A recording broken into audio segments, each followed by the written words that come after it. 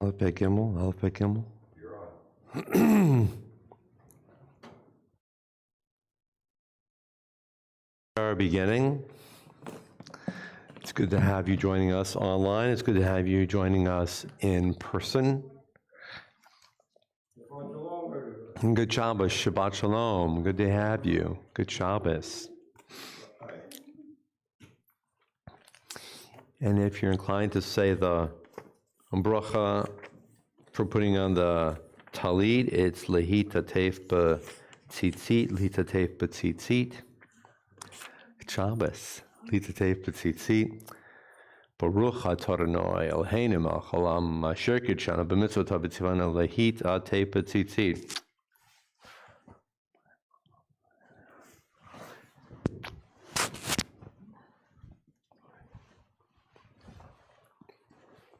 We'll begin today on page 101 with the Matovu, on page 101 with the Matovu.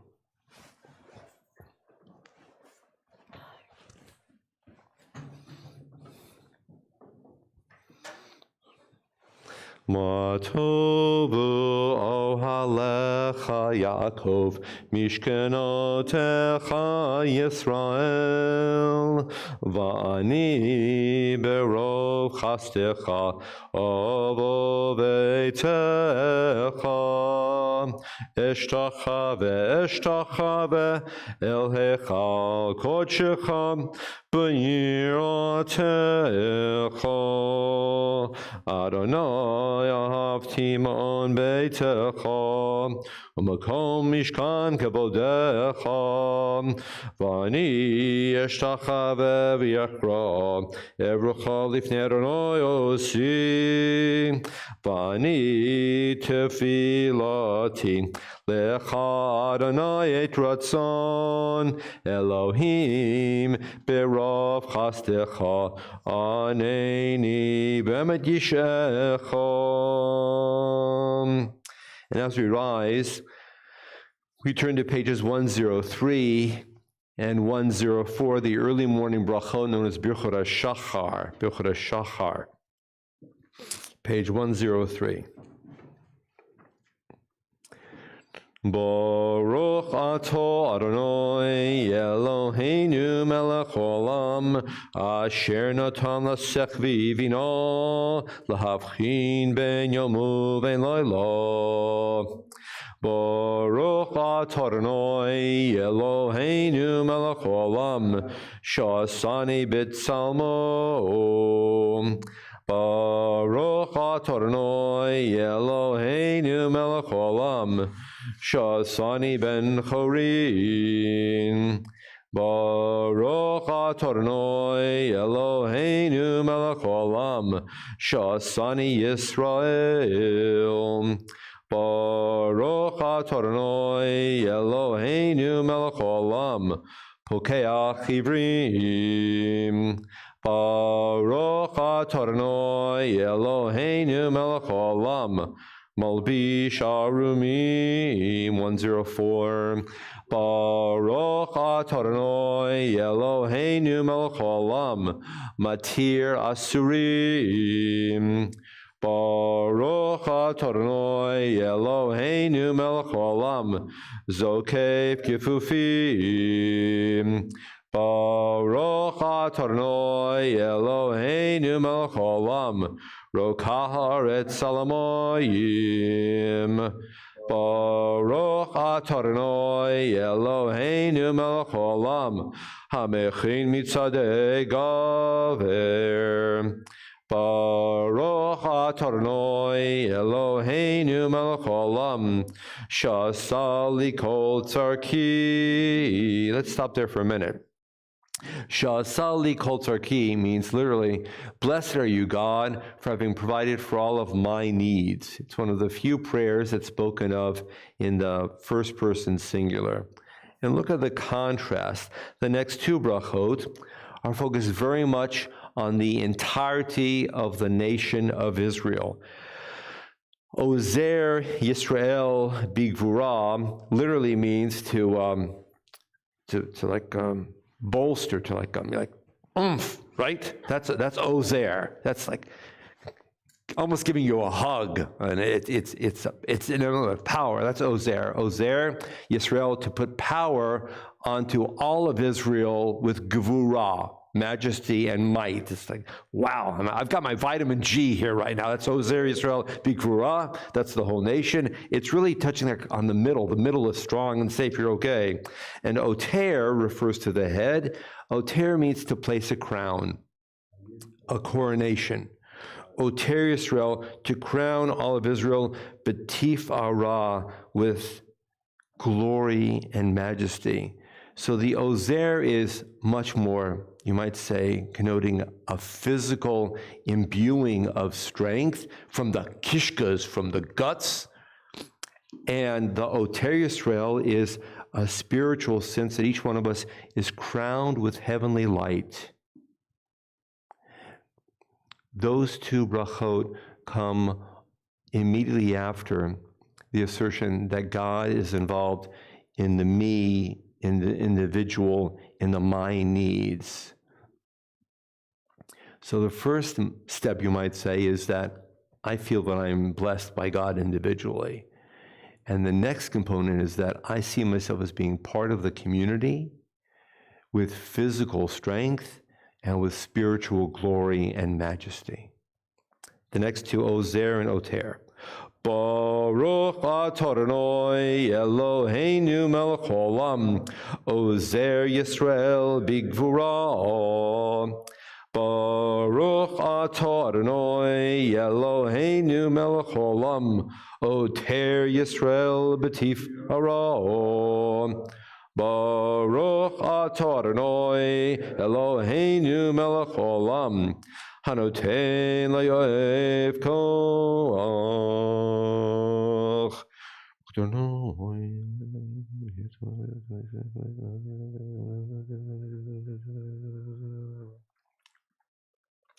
Uneinu ayamu v'chol yom lacheinu chesed rachamim b'nech b'nech horoinu v'tigmeleinu chasedim tovim Baruch Atornoi gomel chasedim tovim lamo Yisrael.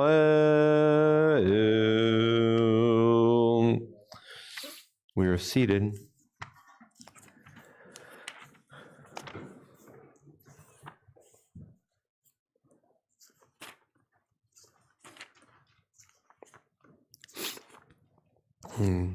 And on page 112, the Psalm for Shabbat, page 112.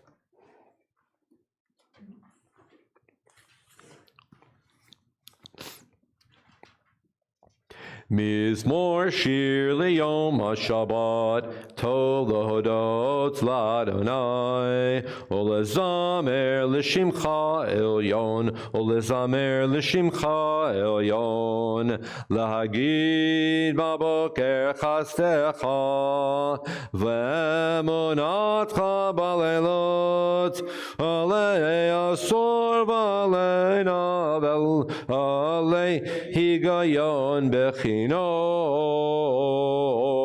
mizmor shir liyom ha-Shabbat, tov lehodot l'Adonai, olezamer l'shimcha elyon, olezamer l'shimcha elyon, ki simach Adonai b'foalecha, b'masei yadecha aranin, magalo masecha Adonai ma'od, hamaku machshavotecha.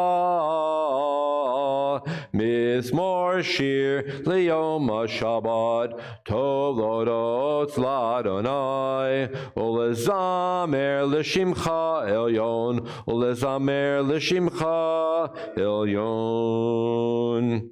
How wonderful are your works, Adonai, how subtle your designs. The arrogant do not understand, the fool does not comprehend this. The wicked flourish like grass, and every evildoer blossoms, only to be destroyed forever.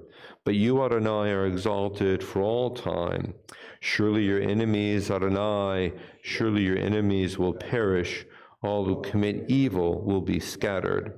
As a wild bull raises up its horn, you raised my head high, anointed it with fresh oil. As my enemies gather against me, my gaze remains steady, for my ears listen and hear. The righteous flourish like the date palm, thrive like a cedar in Lebanon, planted in the house of Adonai. They flourish in their God's courtyards. In old age they remain fruitful, still fresh and bountiful, proclaiming Adonai is upright, my rock in whom there is no flaw. Tzadik hatamar yifrach kerez balvanon yizgeh shetulim beveit Adonai bechatzrot Eloheinu yafrichu od yenovon beseva Disheni verananim yiyu lehagid ki ashar Adonai tzuri v'lo avlatavon. The Baruch Shamar is found on page 122.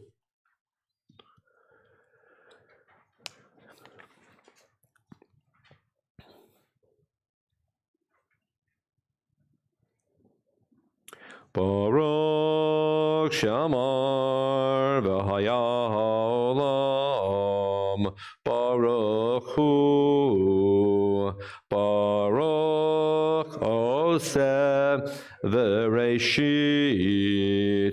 Baruch Omer v'Oseh Baruch Gozer Umekayim Baruch Merachem Al Haaretz Baruch Merachem Al Habriot Baruch Mishalem Sachar Tov Lireov Baruch Chalad Vekayom Lo Netzach Baruch Podeh Umatzil Baruch Shemo. The singular one who gives life to the world, the sovereign who is praised and glorified forever and ever. This is your great name. Baruch atah Adonai, sovereign, celebrated with songs of praise. Yachid chei olamim, melech mishabachim for adei atshmo agadol. Baruch atah Adonai, melech malabati ishbachot. The bottom of page 126 on the English side, for just a moment. This page is a collection, a compilation of many different verses from different parts of the Bible, because much of Jewish traditional prayer is study. We study Tanakh, which is the first door into prayer. This is the older section of what we call our prayer system, studying different parts of the Bible. Look at the bottom of 126, a little red arrow. 3 little phrases. Vani v'chastecha v'tachti. I trust in your love and kindness. What does that mean? I trust in God's love and God's kindness. What does that mean? That means that if you have kind of sinned, God will remedy that with love and kindness. I would be compassionate while trying to remedy. That sounds good. Thank you. That's good. I like it. Okay. Bumper sticker. We'll work on it. I believe. I believe. In your love. I believe in your Ahavas Chesed. I believe in your Ahavas Chesed. I believe that God has Ahavas Chesed for us, just as we're supposed to have Ahavas Chesed for all people everywhere.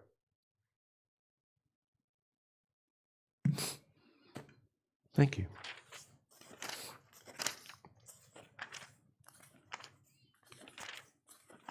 Vyashri on page 136. Page 136.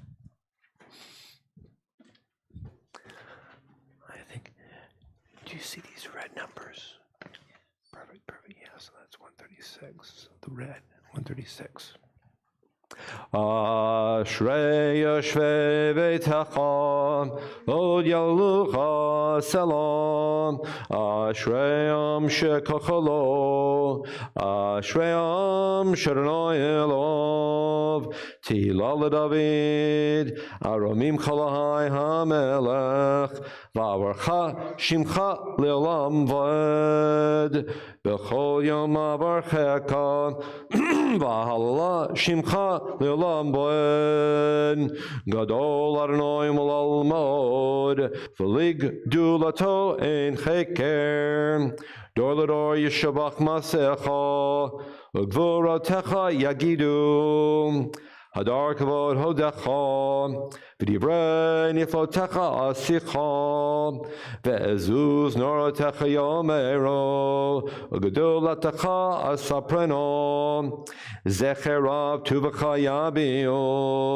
V'tzid Katcha Yeranenu, Chanun Rachum Adonai, Erech Apayim Ugedol Chassid, Tov Adonai Lakol, Rachamav Al Kol Ma'asav, Yoduch Adonai Kol Masecha, V'chasidecha Yevarchucha, Kvod Malchutcha Yomero, Ugvuratcha Yedaberu, Lodia Livnei Hadam Gvurotav, Ukvod Hadar Malchuto, Malchutcha Malchut Kol Olamim, Umemshaltecha B'chol Dor Vador, Somech Adonai L'chol Hanoflim, V'zokef L'chol Hakufim, Enei Chol Elecha Yisabero, V'ata Notelem Et Achlam B'ito, Poteach Et Yodecha, Umaspia L'chol Charatzon, Tzadik Hanai B'chol Dirachov, V'chasid B'chol Ma'asov, Karov Adonai L'chol Korov, L'chol Hashek Ra'uhu V'emet, Ritzon Re'av Yasem, V'yet Shavotam Yishma V'yoshiem, Shomer Adonai Et Kol Ohavov, V'yet Kol Arshaim Yashmid, Tila Adonai Daber Pi, V'varech Kol Basar Shem Kachal Le'olam V'ed, V'anachnu Nevarech Yah Me'ata V'yad Olam, Hallelujah.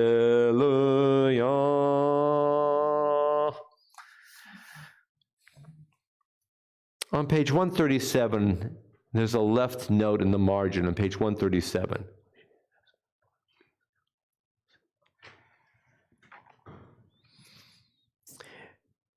Ethics is not the corollary of the vision of God. It is that very vision. Ethics is an optic such that everything I know of God and everything I can hear of God's word and reasonably say to God must find an ethical expression. In the Holy Ark, from which the voice of God is heard by Moses, there are only the tablets of law. But the knowledge of God comes to us like a commandment, like a mitzvah.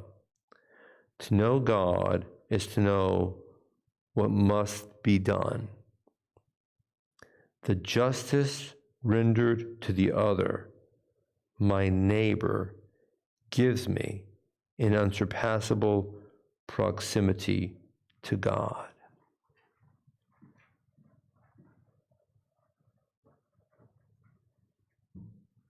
The justice rendered to my neighbor gives me an unsurpassable proximity to God.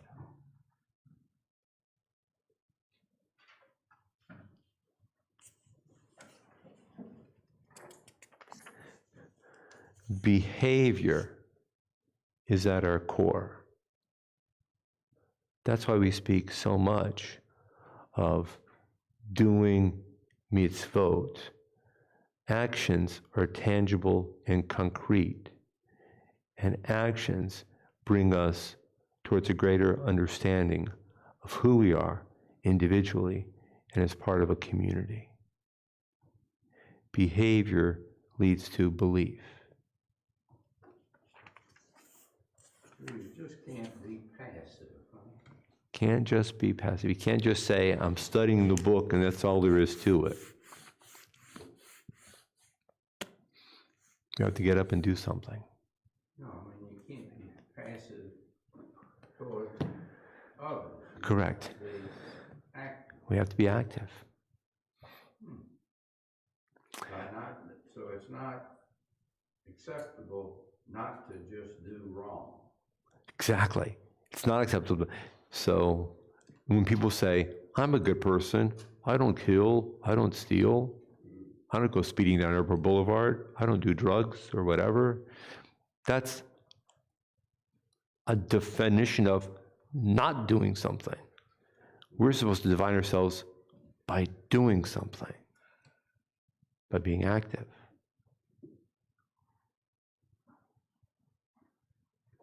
I don't think we're very good most of the time at social justice as a congregation. Maybe individually, not as helping our neighbor. We need to work on that more. COVID really threw us all for a loop. We've defined ourselves for centuries, for millennia, as getting up and going out into the universe every single day, one person at a time as a community. That's why we've defined ourselves. And then we needed to back off and isolate for 2 years more. And some still need to for very important health reasons. And in a way, it nearly undermined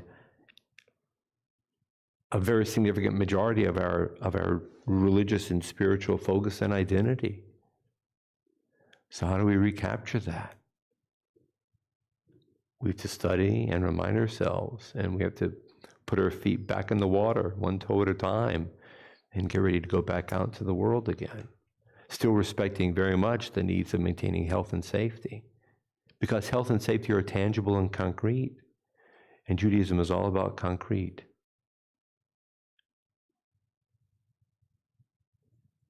So when you see a neighbor get up and you're leaving the door too, you don't just do nothing, you just say, hello neighbor, how are you?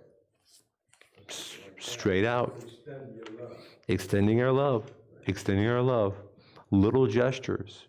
If you study Pirkei Avot, Ethics of the Fathers, found in the Siddur, a lot of what we have in Pirkei Avot and Mishnah is just little daily interactions. That's how we define ourselves.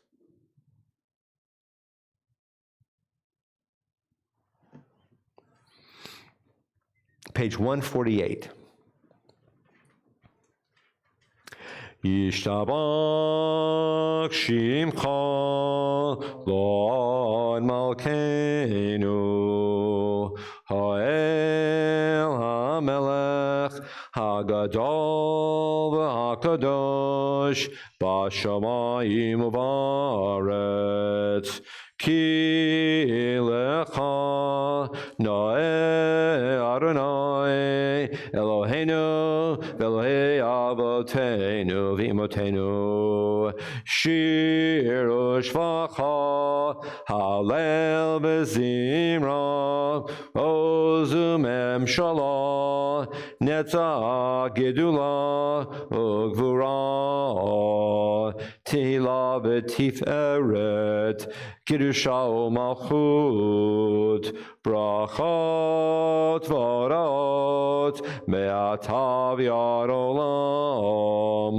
Baruch atah Adonai el melech mishpachot el orot Adonai niflot habocher b'shirei zimra melech elchei olamim.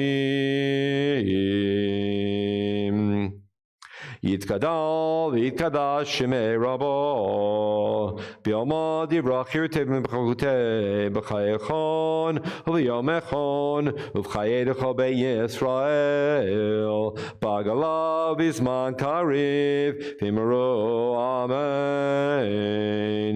Yehei shemei rabo mevarach l'olam lo me'ol mayom Yitbarak v'yishtabach v'yitpar v'yitman v'yinaseh v'yithadar v'yitaleh v'yitalal shmei kudusha b'rechu leila min kol brachata v'shirata tushbachata v'nechemata da'amiram yom v'imro amen. Please rise. Page 149 and 150. Baruch hu et Adonai hamavorach.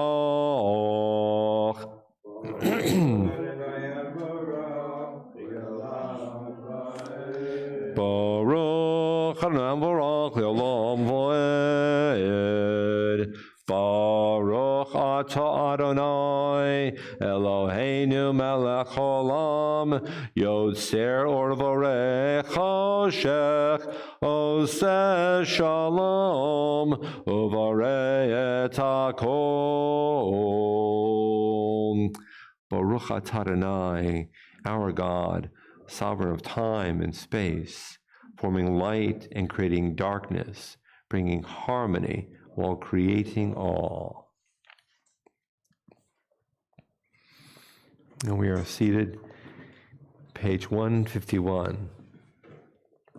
What do you think?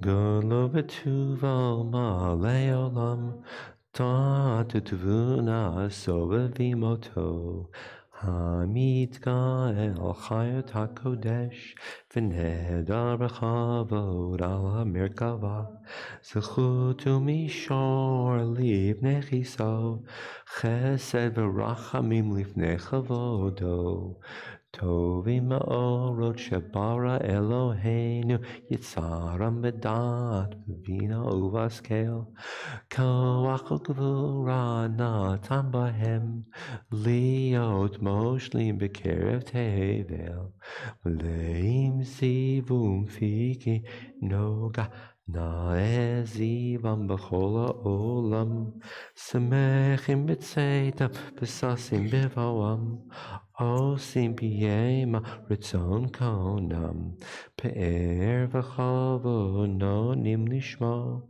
Tzahal avarin lezecher malchuto Kara l'shemesh v'yizrachor Ra v'hit ki tzurat halvanav Shevach nonim lo Kol tzva maram Tiferet u'gedula Srafim v'yofan v'chayot hakodesh Yisher kochech. On page 154.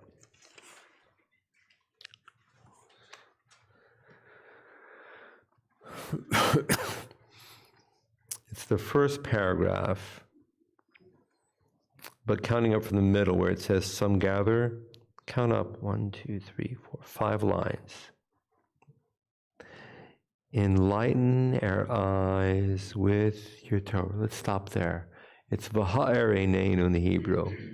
Literally means to bring light into our eyes of your Torah. Bring the light of your Torah into our eyes.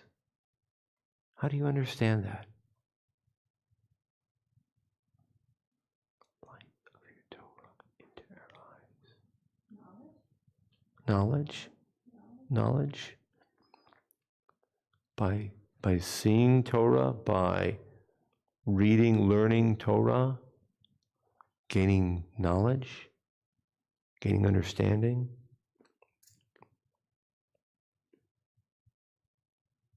Enlighten our eyes with your Torah. Attach our hearts to your mitzvot. Unify our hearts to love and revere your name so that we never lose hope as we trust in your great, holy, awe-inspiring name. We will delight and rejoice in your deliverance. Deliverance in Toraitic concept is that the whole nation is going to be safe, that there aren't individuals or clusters of Jews in trouble. Safety, that's deliverance. And of course, the archetype of deliverance is getting out of Egypt and getting across the sea. So when somebody asks you, what does it mean to experience God's deliverance, which can also be a simple word of help. Deliverance and help are the same in Hebrew. Yeshua, salvation. Salvation is that all of us are okay. Salvation for Jews is we're all okay. We're not in trouble. That's salvation. Very different than Christian understandings of salvation. Yeshua means we're all okay. Torah gives you a history of the Jewish people and a guide on how to live your life.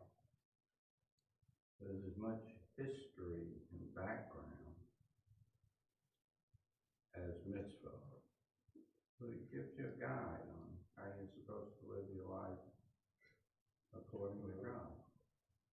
Exactly. Pretty simple. Pretty simple. It's not rocket science, sir. It's not complicated. It's pretty simple. Page 6, page 14. Read the book. It's pretty simple. It's pretty simple but difficult. Simple, difficult, and profound.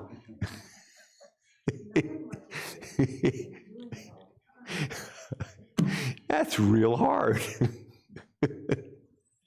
V'havienu l'shalom me'arba kanfot haaretz v'tolichenu kol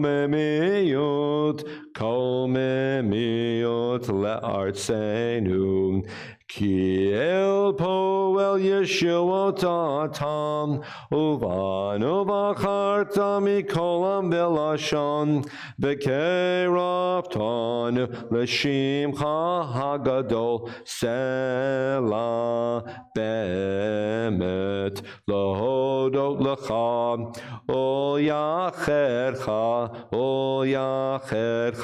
b'yahava. Baruch atah Adonai, habocher ba'amo Yisrael be'ahava. 155.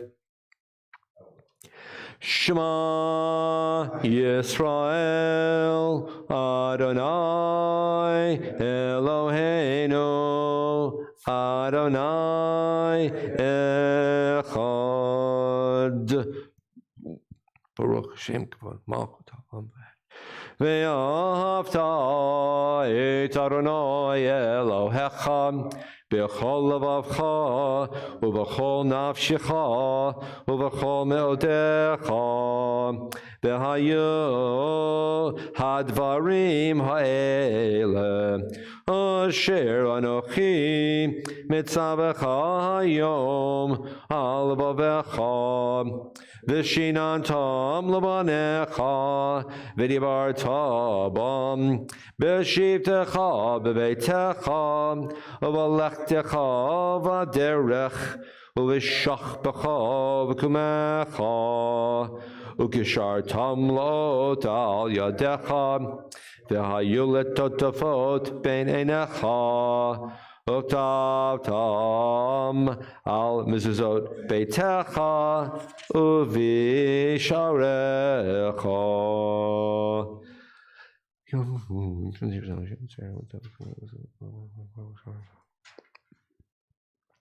One time the guys out there. He should pay for September. Often it's sorry, it's probably sometimes look at them.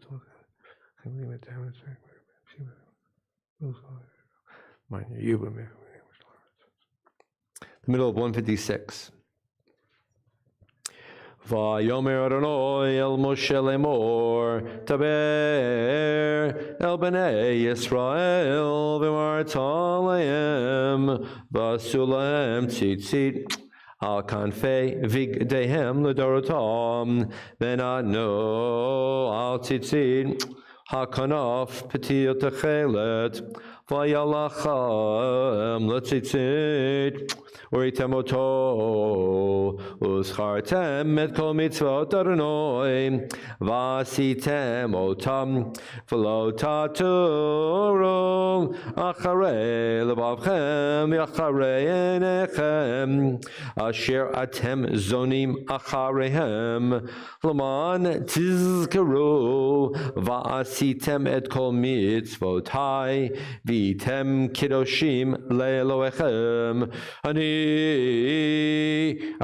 Elohechem, asher hotzeiti etchem me'eretz Mitzrayim, lihiyot lachem le'Elohim, ani Adonai Elohechem, Adonai Elohechem emet. So, you and I get up and we get dressed and we put on our clothes and we walk out into the world. Well, from 3,000 to 2,000 years ago, this was the garment. It may not have had stripes. It may have had stripes, we don't really know, but it was just a garment, and it was primarily for males. And the daily wrap that they wrapped around themselves had tzitzit, and maybe it had this cute little decoration. Maybe it had the collar, the atara. I doubt it. I don't really know, obviously, but you walk down to the world, and these are just flapping around. And so if you are a merchant, or you are a tradesman, or you are a farmer, and you're bringing your wares out into the daily marketplace, or you're working, interacting, these things are flopping around all the time. Man tizkaru itemoto, and you got to see them because they're all over the place. Pick up this item, carry this, and they're always around. Nobody else. Babylonians didn't have these. Mesopotamians didn't have these. Canaanites didn't have these. Egyptians didn't have these.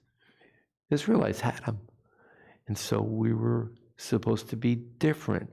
And since we had these, if you look at them, and maybe you're doing business and you're tempted to overcharge and you happen to glance down because they're all over the place. I'm supposed to remember that in the Torah, don't overcharge.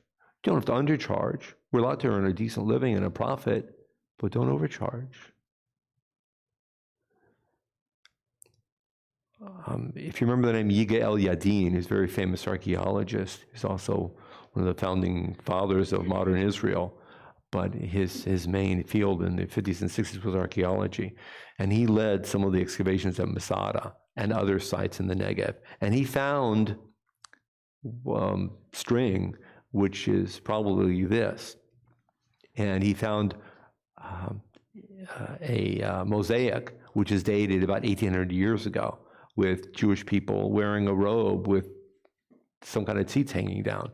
So we have good evidence that 2,000 years ago, Jews actually were wearing this as daily garment. We can't go back further than that because we haven't seen it yet with our own eyes. But it stands to reason that if we have documentary evidence and testimony that Jews actually wore this 2,000 years ago, it didn't just appear out of nowhere. It would have originated prior to that time period. Behavior. Collection and CT that I have seen in the United States is at the 57th Street photo store. I don't know if it's still there, but it proved to me that the best place to buy a camera is to have full-page ads in the New York Times, and I assume that everybody in that was authorized because you could see. Lots of sisters hanging around. Oh, really, I know that's true, but everybody went there, the Orthodox conservatives before them. And even none of those. And just plain old customers. Yeah, right. Yeah, yeah, No, I used to work around there, so I know that children. yeah. Is it still there? I don't know if it's there right now, though. I don't know, I can't see why not. Micha Mocha, page 158. Micha Mocha, Boelim Adonai, Micha Mocha, Nedar Bakodesh, Noratilot, Osei Felem, Shira Harasha, Shibchu Geulim, Leshimcha Al Sefat Hayam, Yachad Kulam, Hoduvim Nechuv Yamro, Adonai Yimloch, Leolam Vaed, Tzur Yisrael, Kuma Be'ezrat Yisrael, V'dechinu Mecha, Yehuda V'Yisrael, Go Aleinu, Adonai Tzavot Shemo, Kedosh Yisrael. We begin aloud on pages 159, 60, and 161, and thereafter we continue in silence until 166.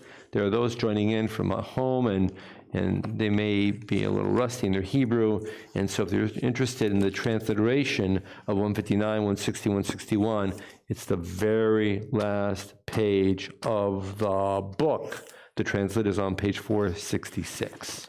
Beginning aloud, continuing in silence.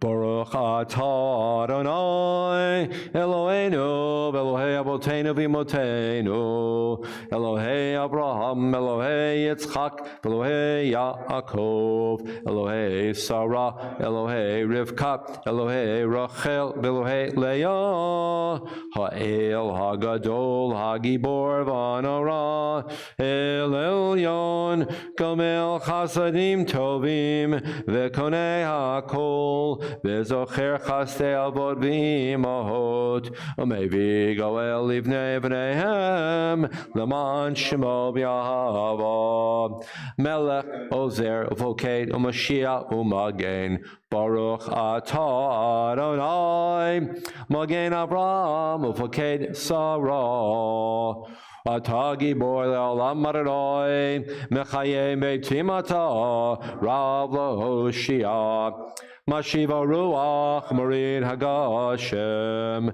Mechakel Chayim B'Chesed Mechayei Meitim Berachamim Rabim Somek Noflim Berofei Cholim Omatir Asurim Omekayim Emunato Lishanei Afar Micha Mocha Bal Gevurot Omida Melach Melech Meimit Omechayeh Umatzmeach Yeshua Fneman Atalach Hayod Meitim Baruch atah Adonai Mechayeh HaMeitim Nekadesh et shimcha ba'olam Kishem shemakdishim oto b'shmei marom Kakatuv ayat nevi'echa V'kara ze el ze v'yamar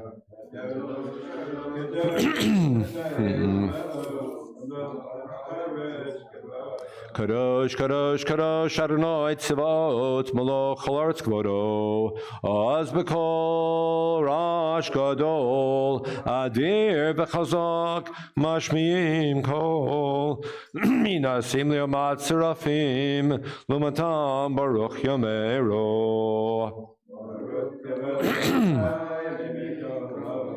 Baruch B'Mimkom, B'Mkomcha Malkeinu Tofio, V'Tim Loch Aleinu, Ki Mechakim Anachnu Loch, Motai Tim Loch B'Tzion, B'Karo B'Yameinu Le'olam Va'ed Tishkon, Tit Gadal V'Tit Kadash B'Toch Yerushalayim Ircha, L'Dor V'Dor, Ol Netzach Nitzachim, V'Yeneinu Tirena Malchutecha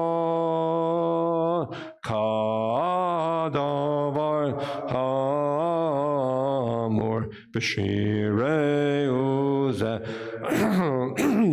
Hayidei Davim Yeshitikecha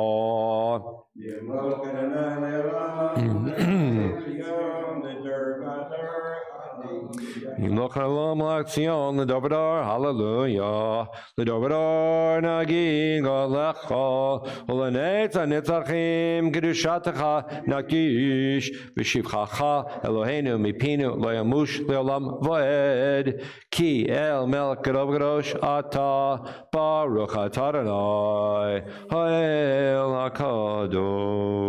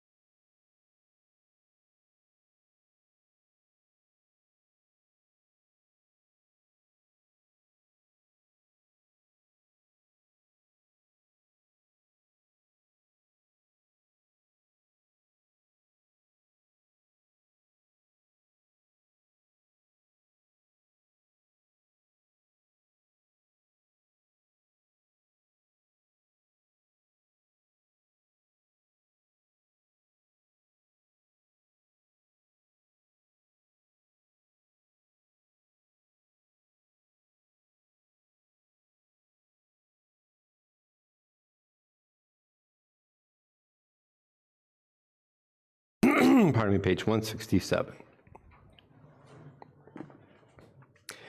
Yitkadal Vikara Shemei Rabbah Tzimeru Amen Yehi Shemei Rabbah Mevarach Olam Liol Meil Maya Yitbarach Yitbarach Vishtabach V'Desert Shemei Kudeshah Brechu Leila min kol berchata b'shirata tishkot min miru. Amen. Tikabel tzloto moton dechois rakadam av yishmael miru. Amen. Yeh shalom shchem miru. Amen. Oseh shalom mama v'yoseh shalom. L'nexon yimero. Amen.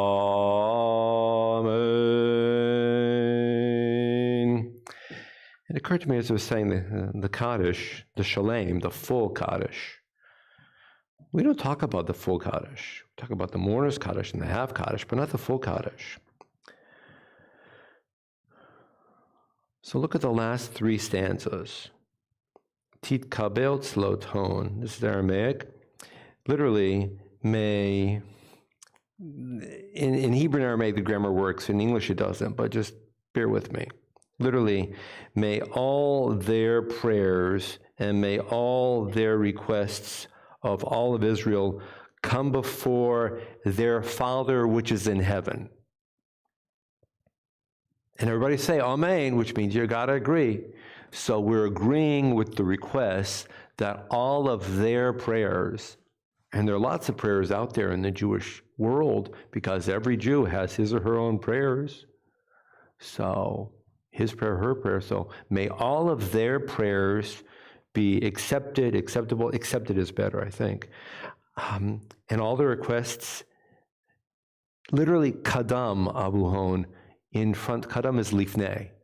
Kadam is in front of their Father which is in heaven. God's all over, but we're putting our prayers literally in front of God. That's Kaddish. The nickname to this is also the Kaddish, the Tit Kabel or the Tis Kabel Kaddish, because the main line that's different from everything else is Tit Kabel Tzlo Tonavoton Dechoisra Kadam Abuhon. So it's the Tis Kabel Kaddish. So we're putting our prayers in front of God. And then the next line, Yehei Shlama, we've spoken about this a lot, and Oseh Shalom are virtually the same, may there be great peace. So what else would we be praying for besides peace? I mean, the last two lines, Yehei Shlama and Oseh Shalom we're praying for peace before God. What else would we be putting in front of God as all of our prayers and requests besides peace? Well, peace is already handled with Yehei Shalom and Oseh Shalom. Why do we even need the Tit Kabel line? May all of their prayers be in front of God. What else is going on here?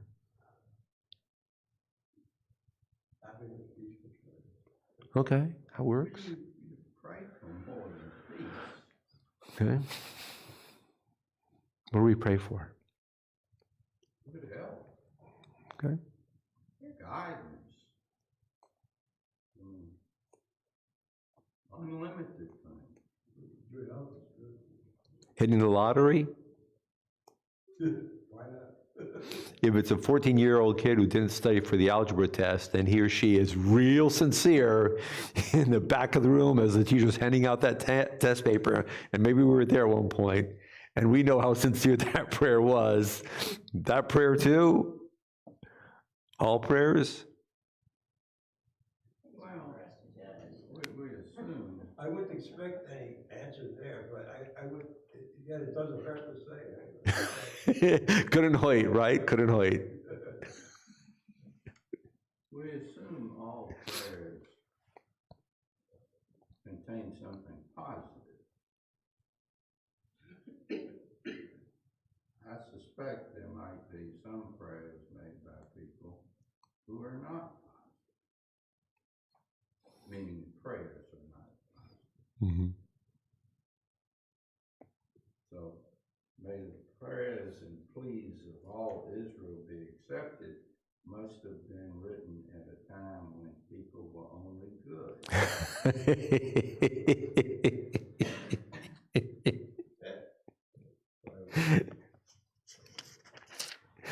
Page 168.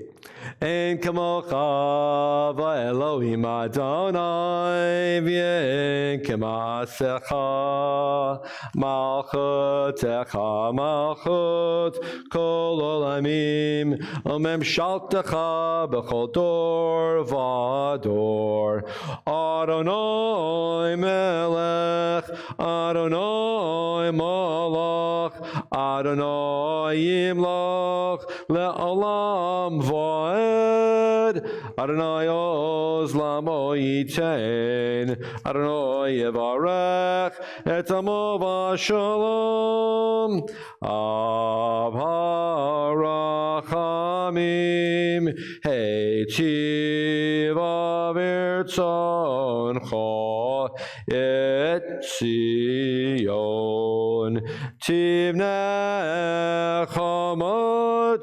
Yerushalayim tivnei chamot Yerushalayim kivecha levad b'tachnu melech el ram v'nisa adon olamim.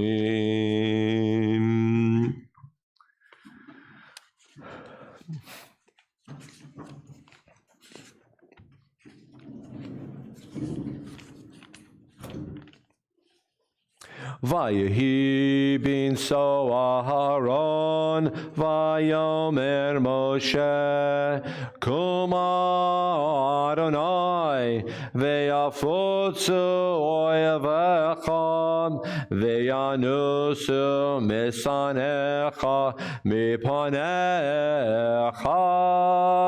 Ki mitzion Teitzei Torah, Ki mitzion Teitzei Torah, Odevar Adonai Mirushalayim, Baruch Shenatan Torah Torah, Baruch Shenatan Torah Torah, Le'amo Yisrael B'kedushato.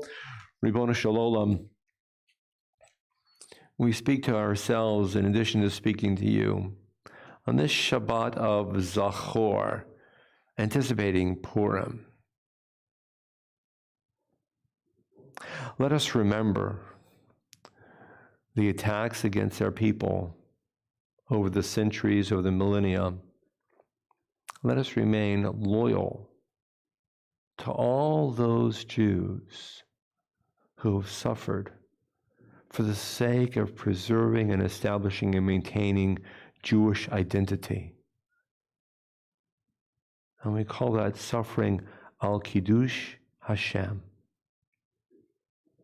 And let's declare ourselves loyal, not only to the past, but to the present, and even more so, we declare ourselves to the future of contributing to Jewish life, the people of Israel, understanding Torah, promoting justice and righteousness throughout the world, and fidelity to your name. And we all say, Amen. On page 171. You want to take blue?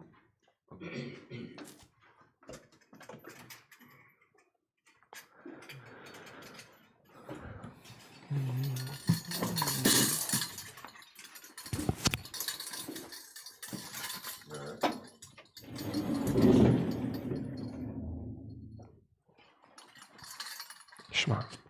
Shema Yisrael, Adonai Eloheinu, Adonai Echad. Shema Yisrael, Adonai Eloheinu, Adonai Echad. Echad Eloheinu,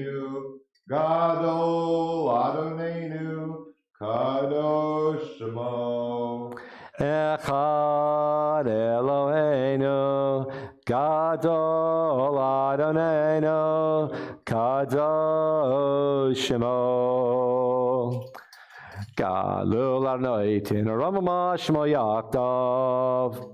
Cha Adonai Hagetula V'Hagevura V'Tiferet V'Hanetzach V'Hahod Kichol Bashamayim Uvaretz Kichol Bashamayim Uvaretz L'cha Adonai Hamamlacha V'Haminaseh L'chol Rosh Romemo Romemo Adonai Eloheinu Ve'ishtachavu Ve'ishtachavu Le'adam Raglav Kadoshu Romemo Romemo Adonai Eloheinu Ve'ishtachavu Ve'ishtachavu Le'har Kodsho Le'har Kodsho Ki Kadosh Adonai Eloheinu. Shchach, man.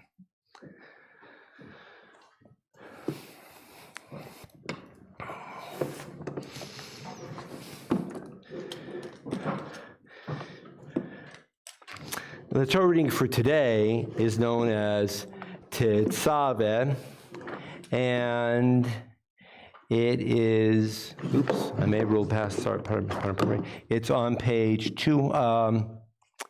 503, page 503. Here, yes, page 503. It would be easier if there were page numbers in the scroll, but it doesn't happen that way.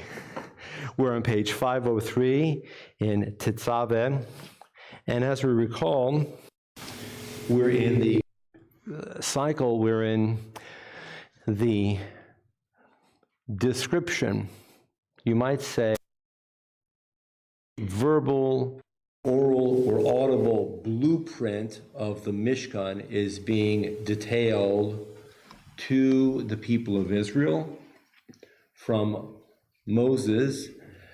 And the mindset is that when Moses was on the mountain, somewhere in the middle of this desert known as Sinai, and he came down with the stone tablets, he also came down with the information revealed in some way in a vision, according to the Hebrew, a mar'eh, a vision, and he is sharing this vision with the people of Israel. And as we know, in a little while, we're going to have two chief artisans, Bitzalel and Oholiav, step forward, and they're going to lead the community in the shared construction efforts of the Mishkan, which will take about a year to finalize. If we're looking at page 503, it's interesting to point out that this parsha, Nos Tetzaveh, is the only parsha that doesn't literally have the name Moses or Moshe within it. And there's a significance here.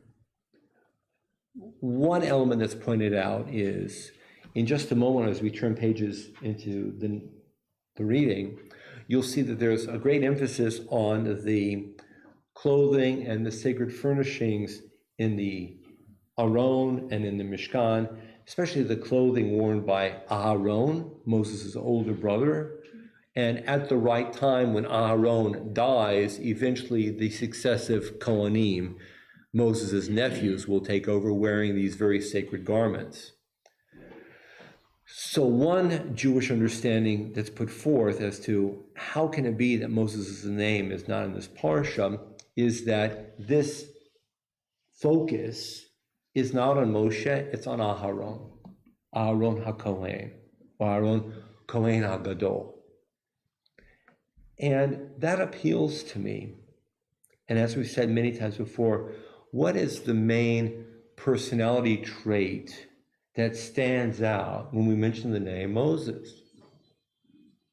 Moses is humble. That is the defining feature of his personality. He is humble. And Moses, speaking on his behalf from what we know of Torah, I don't think would mind that his name is lacking in the section that's addressing the role that his older brother will be playing. Just for me, it's very striking. It's very emotional. Gets a little break. He gets a little break. You can rest for a while. Let his brother get a little bit of the limelight. It's all right. I think, and remember, Aaron is the older brother by 3 years. Again, we've looked at this many times. We do not have any idea how much older Miriam is than her 2 younger brothers. I wish we knew. We don't. But we know that Aaron is 3 years older than Moshe. When it starts you, is a you refer to Moses? I think it refers to Aharon, or maybe obliquely Moses, but to a certain extent, I think it's Aharon. Maybe it's a continuation of the previous parsha, and in the previous parsha, of course, there is reference to Moshe. So we could argue that the YOU, the Atah, is a continuation from the prior section. But now I want to look at one more word, and then we'll actually begin the reading. Look at the very top of page 504, the first 2 Hebrew words. Ner Tamid. And I think most of us know the term Ner Tamid. When I was growing up, even didn't really know a whole lot of what was going on in the synagogue, I knew what a Ner Tamid was as a young child. And later, of course, as an adult, I knew what a Ner Tamid is. What is a Ner Tamid?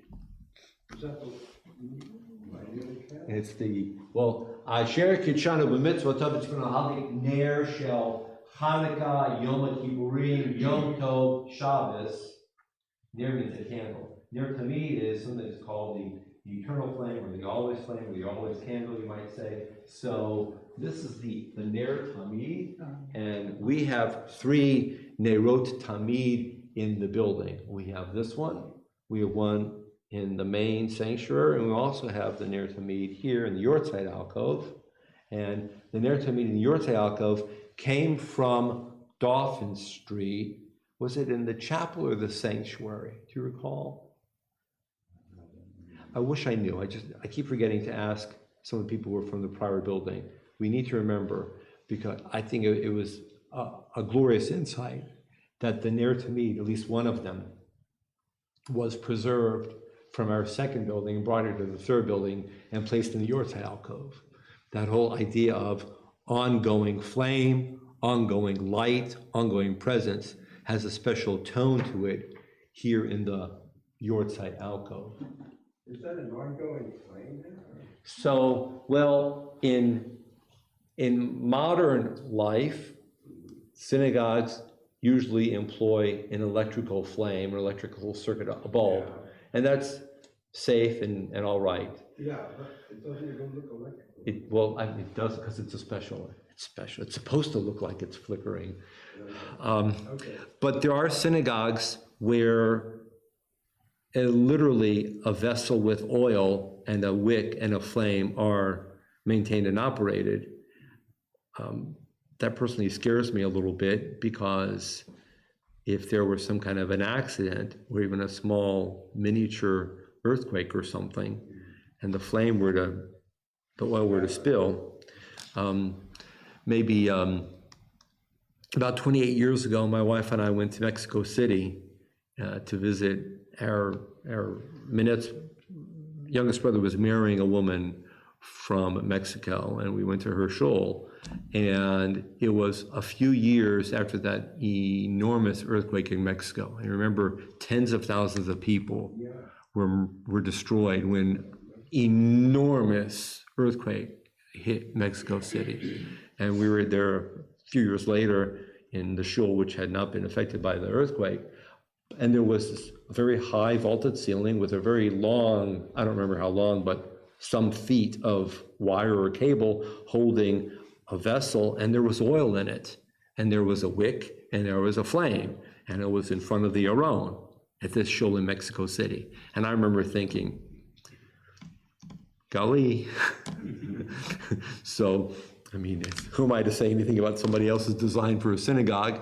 God bless. So you are allowed to have an actual oil flame if you are so inclined, but that's up to the decision-making of local communities. But what matters is the idea of having a light that's always present. The wrinkle is, folks, it's a little unclear as to whether or not the Ner Tamid in the Mishkan was a separate item, or maybe Ner Tamid is describing the actual menorah. Maybe Ner Tamid, having a light burning all the time, is referring to the 7-branch menorah, which was supposed to be maintained always. It's a little unclear, and depending upon how you read certain texts and the commentaries, it's a little unclear. There is one school of thought that there was a menorah and also a Ner Tamid in the days of the Mishkan, and the other school of thought is that it was the menorah, but the menorah was remaining alight all the time, and therefore you could call the menorah an eternal flame. And listen to the word menorah and ner, it's the same word. Ner, norah, it's inside, the word ner is inside the word menorah. So, but again, we have this Ner Tamid, and every synagogue and every temple that you go to on the face of this planet, somewhere is going to have a Ner Tamid. And that reminds us that since the days of this Parsha, 3,300 years ago, every community has put forth a light to indicate its connections to the past, the present, and on into the future. And again, that brings a lump to my throat. The oil at Hanukkah was from Menorah, a menorah. Not a Ner Tamid. Not exactly right. So tamid means always or eternal, and what it means is that every single day it had to be checked and refilled, and new oil to be put in, or maybe a new wick or so on, and that's what the Kohanim had to do. I don't mean to point, I apologize. That's what the Kohanim had to do, and it's outlined in the Mishnah. It's very clear that for centuries, ever since the time of Moses all the way to the days of the Second Temple, and when that was destroyed, the Kohanim had to check on the menorah every single day and make sure oil was there. And of course, we know about the Hanukkah and the 1-day oil, 8 days, and so on and so on. We know all that. That was the menorah. So, again, I really don't know, and I don't lose sleep over it. Is the Ner Tamid separate from the menorah, or is it just describing the fact that the menorah had to be maintained always? I don't lose sleep for that. The Yasor. Here we go. Moshe Hersh.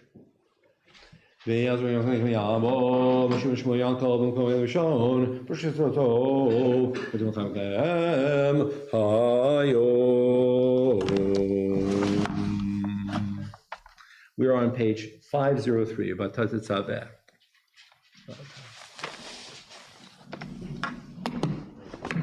Baruch Adonai Ambarah. Baruch Adonai Ambarah Le'olam V'ed. Baruch Atah Adonai Eloheinu melech olam asher bacha banu min kol ha'amim l'nasa lanu ester aso. Baruch Atah Adonai nosein Torah. Amen. V'ata titzaveh et b'nei Yisrael v'yichu elecha shemen zayit zach katit lam, or lalot neir tamid b'moed b'chus ha'paroch et asher alaydu yaroch oto Aaron v'ana merva boker livnei Adonai chukat olam l'dortam meit b'nei Yisrael. Ve'ata hakrei v'lecha et Aaron achicha v'pana mitoch b'nei Yisrael lechano li Aharon Nadav v'Avihu Elazar v'Tamar b'nei Aharon v'sita b'idei kodesh l'Aaron achicha lechavol tifaret v'ata teraber kol chachmei lev asher miletiv ruach chochma v'asu b'idei Aharon l'kadsho l'chanolim ve'lehabagadim asher yasu choshen ve'efod u'me'il uchtonet tashbet mitznefet v'avnet v'asu b'idei kodesh l'Aaron achicha u'vanav l'chanolim ve'michu et hazahav v'et hatachel v'argamon v'tolat hashani v'et hashesh.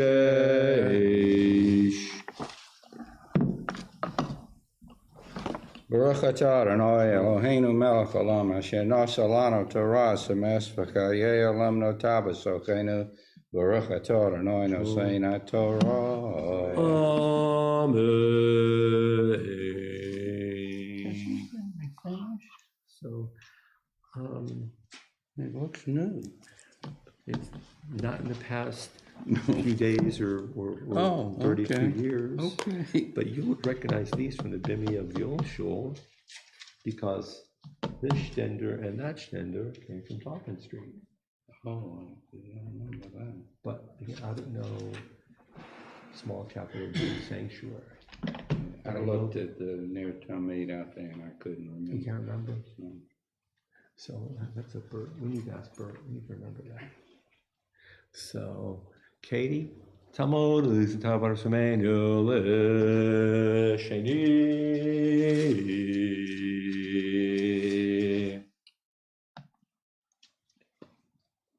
On page 505, verse number 6, they shall make an ephod. Ephod is a curious object or item, and based upon references here in the Torah and also in the book of Judges, which is in the second section of the Hebrew Bible, the book of Judges, there seems to be an awareness in the ancient days of what an ephod was. I don't really know what an ephod is. It seems to have been a front piece of a garment and a back piece of a garment with epaulets. And it was very elaborate. And that garment represented authority and closeness with God. And there are 2 or 3 episodes or events detailed in the book of Judges wherein an ephod was taken or stolen or placed inappropriately in somebody's home, with the idea being that I want access to godly power. I'm going to put an ephod in my place. Pardon me, as if the person involved in these ephod napping incidents wanted to become as if a Kohen or a Levi, that kind of a thing. So evidently, for a span of X number of hundreds of years, this ephod or an ephod type of garment was considered very significant and only associated with high authority and top secret clearance, we might say. So bearing that in mind, Aharon is going to wear an ephod on certain special occasions, and this is the description of and depiction of the ephod. And no, you cannot find one on Amazon. Maybe you can, but I don't know if it's legit. So, Baruch Adonai Hambarak. Baruch Baruch Adonai Hambarak Le'olam Bayed. Baruch Atah Adonai Eloheinu Melech Haolam Asher B'Kabanu Mikol Ha'amin V'natan Lanu Et Torto Baruch Atah Adonai Noten HaTorah. Amen. Vasutefod, Zahavteche, Levargamam, Tolachni, Vishesh Mazar, Mase Choshev, Shtech Tefod, Chov Rogielo, El Shnei Ketzotav, V'chubar, V'cheshev Afurato, Asher Love, Kamaseu Mimenu Yeh, Zahavteche, Levargamam, Tolachni, Vishesh Mazar, V'lakachta, Et Shtei, Avnei Shoham, Ufitachta Alehem, Shemot B'nei Yisrael. Baruch atah Adonai Eloheinu melech haolam asher natan lanu teret emet b'chayei olam v'tikenu. Baruch atah Adonai noten HaTorah. Amen. Let's go ahead.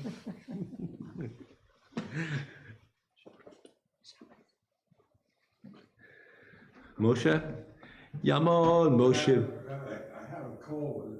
The cold just sneaks up on me, so Okay. Rivka Baleki, Tamod? Tamod, Rivka Baleki, Lesh Lishi. Yeah, the talus is protecting you. You're all right. You're okay. But these epaulets really just take hold of me and they intrigue me. It's it's on 506, verses 10, 11, 12. So there were two precious stones, one on each epaulet, holding the front of the ephod to the back of the ephod. And on this epaulet stone, 6 of the tribes' names were engraved. And on this epaulet, 6 of the tribes' names were engraved. So when he's putting on this garment, he's remembering that he's not up here wearing this really fancy getup for his own ego. I mean, he's snapping it. Oh, there's Reuven, Shimon, Levi, Yisachar, Reuven, Gad, Dan, Asher, Naphtali, Yosef, Binyamin, Ephraim, Menashe. This is for someone else. This is for all the someone's else. That's why I'm here. For all the someone's else. It's not me. It's for everybody. Talk about again, reminding us of the humility of serving a community in worship and in leadership and in my life. Who am I? What am I for? I'm not for me, I'm for everybody. It's interesting that they were listed by date of birth. Yeah, date of birth. The date wasn't on it, Right. but Reuben, Shimon, yeah, right? like that. Birth order. Birth order. But I don't think Levi would have been included because Joseph becomes Ephraim, Menashe, Yeah. and so you need 12. So and Levi is in a separate category with the other 12.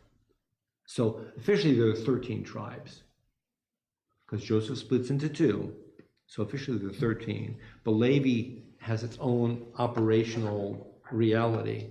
So, and since Aharon is from the tribe of Levi, he's automatically representing the tribe of Levi in addition to the other 12 tribes that are named on his shoulders. So Joseph isn't one of the stones? Not by, I don't think so. There's 2 boys. I think it's 2 boys are. I think, I need to look that up. Maybe it's here in the book. Let's see if we can find it.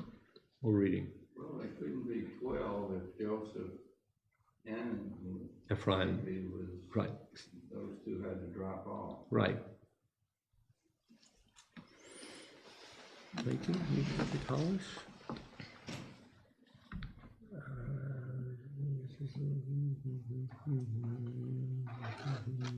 She shot right there.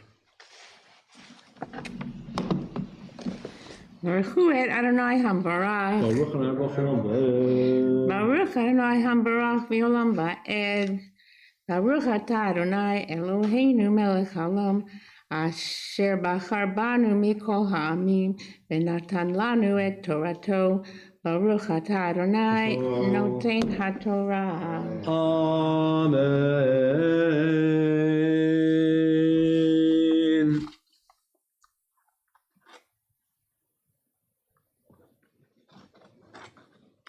Shisha mishmotam al even achad v'shmot hashisha notarim al even hashinit kedolham maseh chara sheven pituchei chotam tifatach et shtei avanim al shemot bnei Yisrael musabot mishbesot zahav taseotam v'samta et shtei avanim al ktefot efod avnei zikron libnei Yisrael v'nasa Aharon et shmotam livnei Eloi al shtei ktefav lezikaron.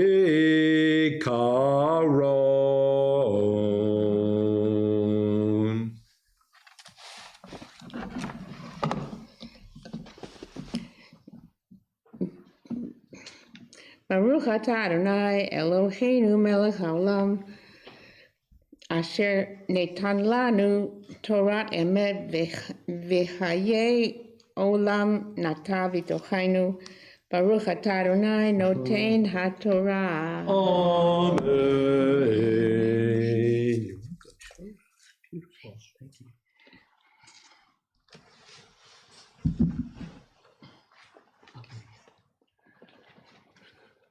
Hinda, would you like to lead? Yeah. Come on, Hinda Baruch Emmanuel. Reveal. We're in verse 13. And in addition to the ephod, which was this garment, in addition to the garment which was hanging down the front and the back, held in place by these epaulets, over and above that was the choshen, which is a breastplate, a square with 12 stones, again representing the 12 tribes, and their names were in some way carved on the 12 stones, 4 rows of 3. And that's called the choshen, or the Urim V'Tumim, and it's placed here. So they're 2 separate items. It's the ephod, which is the garment hanging down, I suppose, to about the knees or so. And there was an undergarment as well. So there's an undergarment, there's the ephod, and then over and above that is this gold chest piece with a gold chain hanging from the neck. So that's where we are right now, and that's going to be verse number 14 and 15, 13, 14, 15. Oh, here, take this, and they're right there. Baruch Adonai Hambarach. Baruch Adonai Baruch Olam Boed. Baruch Adonai Hambarach Le'olam Boed. Baruch atah Adonai Eloheinu melech haolam. Asher Bakar Banu Mikol Ha'amim. Benenatu lanu et Torato. Baruch atah Adonai noten haTorah. Amen.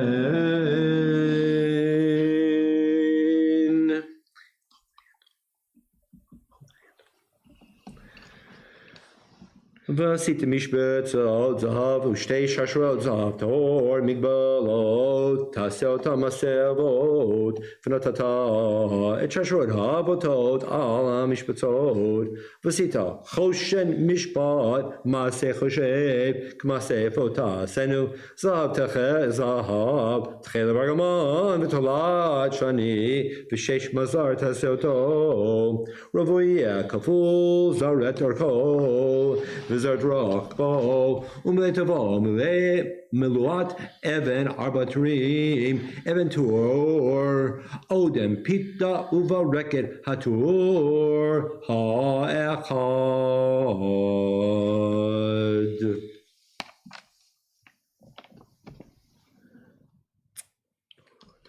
Baruch atah Adonai Eloheinu melech olam asher natanu lanu Torah lemet hayeh olam notav Eloheinu.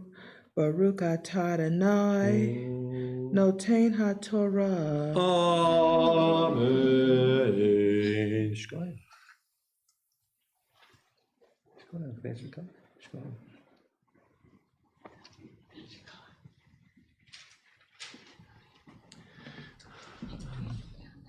Root, if you Tamo Rupas Remenu Le Chamishi.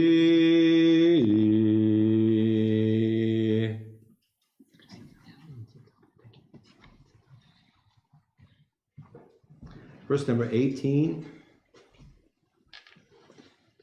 The word tour means a column, and so the stones that are laid out here are described in a columnar format. So we hear the word tour in verse number 17 and 18, 19, and 20, the tour. And so can you take the colors?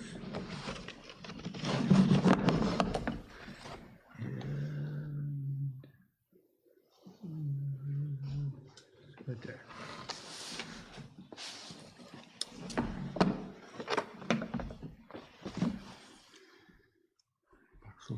Baruch et Adonai Hambarak. Baruch Adonai Baruch Olam Vaed. Baruch Adonai Hambarak Leolam Vaed. Baruch atah Adonai Eloheinu melech haolam asher bakar banu meko ha'amim vanatan lanu et Torato. Baruch et Adonai natan haTorah. Amen.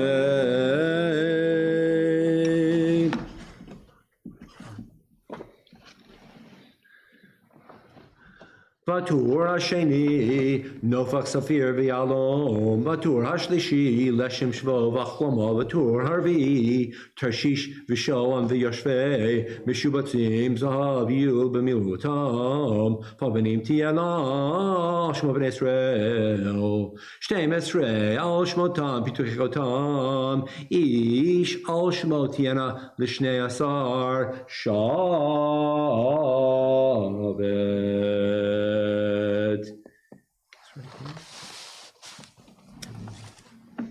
Baruch atah Adonai Eloheinu melech haolam asher natan lanu Torah emet v'kayeh olam nata v'kolkeinu. Baruch atah Adonai natan haTorah. Amen.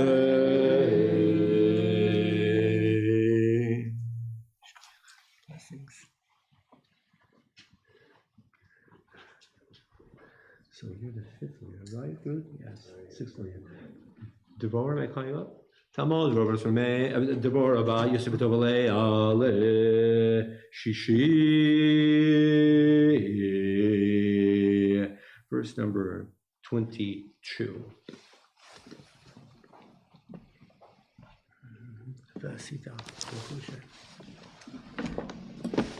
Baruch et Adonai Hambarak. Baruch Adonai Baruch Olam Baruch Adonai Baruch Leolam Vaed. Baruch atah Adonai Eloheinu melech haolam asher bachar banu mikol ha'amim v'natan lanu et Torato. Baruch atah Adonai noten haTorah. Amen.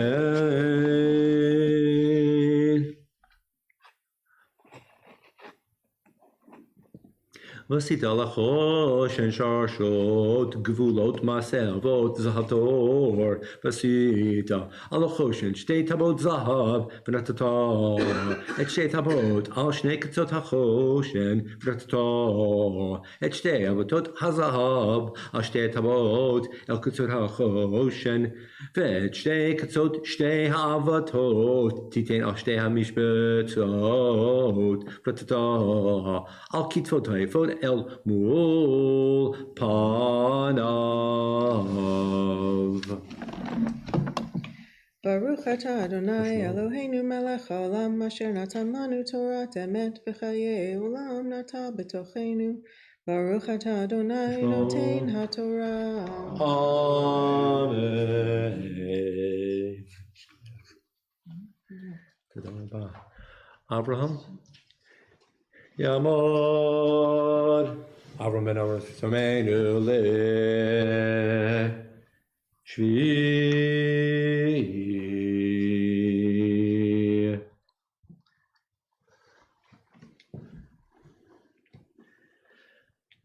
So it's verse number 26, but I want to touch on something that we don't know at all.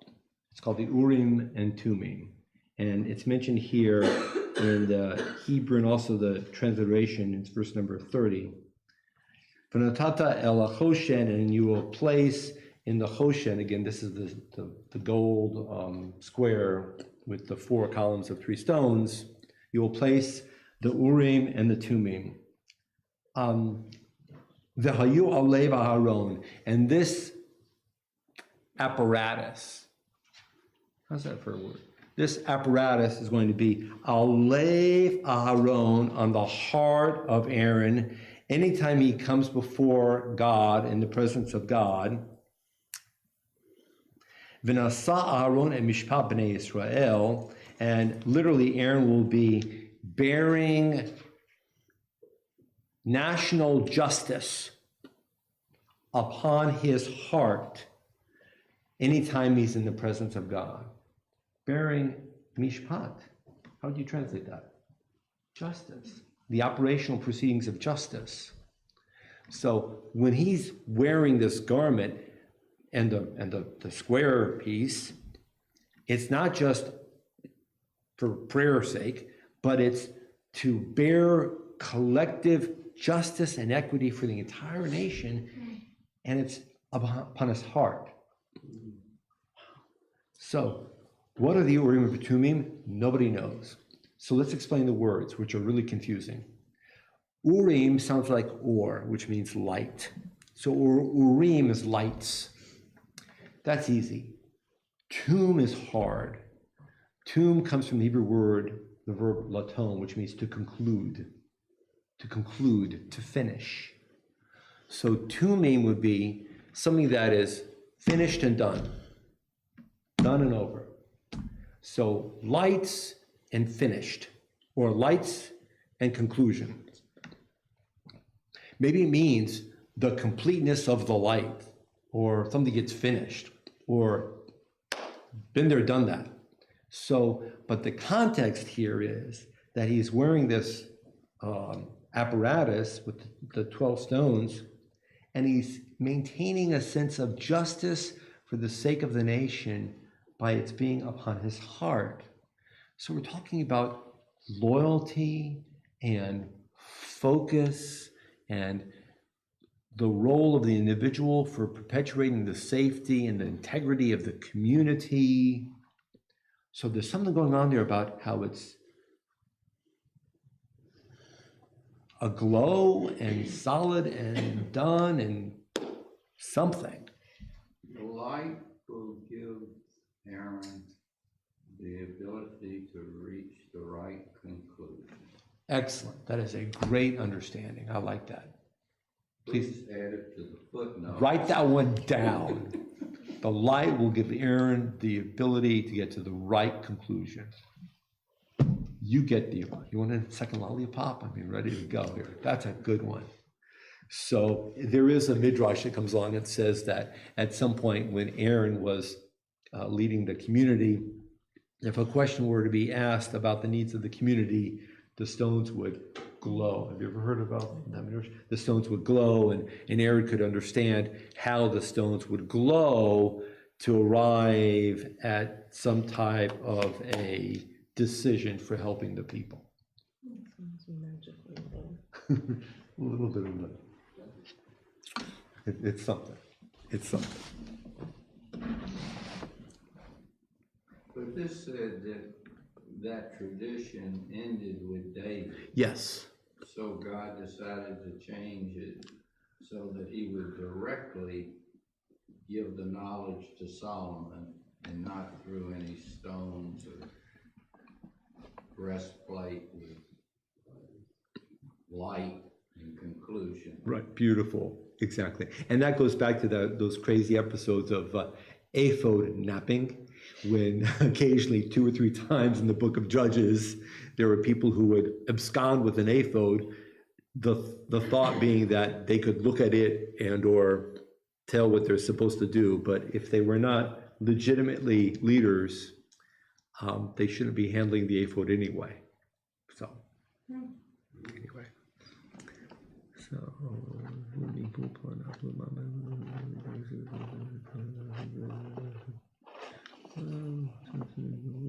where are we? Pardon me, where are we starting? We're starting with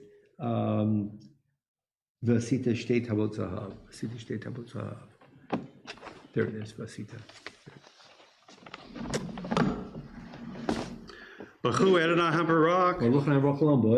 Baruch Adonai HaBarak L'Olam Va'ed. Baruch Atah Adonai Eloheinu melech haolam asher b'kar banu b'kol ha'amim v'atan lanu et Torto. Baruch Atah Adonai notein ha'torah. Amen.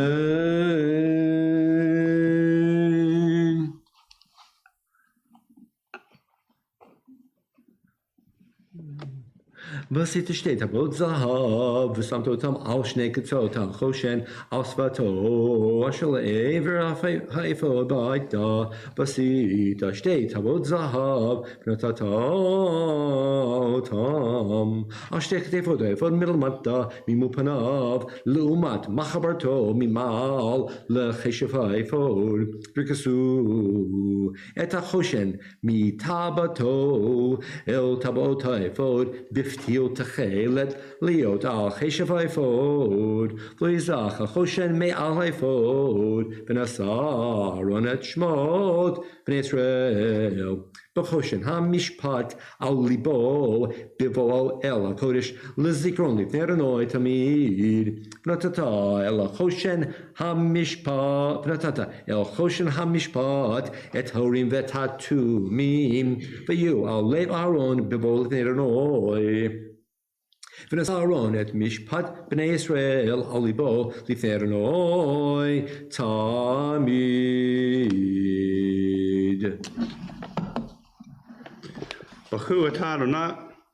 Baruch Atah Adonai Eloheinu melech haolam asher natan lanu Torah emet v'che'elam atah b'tochenu. Baruch Atah Adonai notein ha'torah. Amen.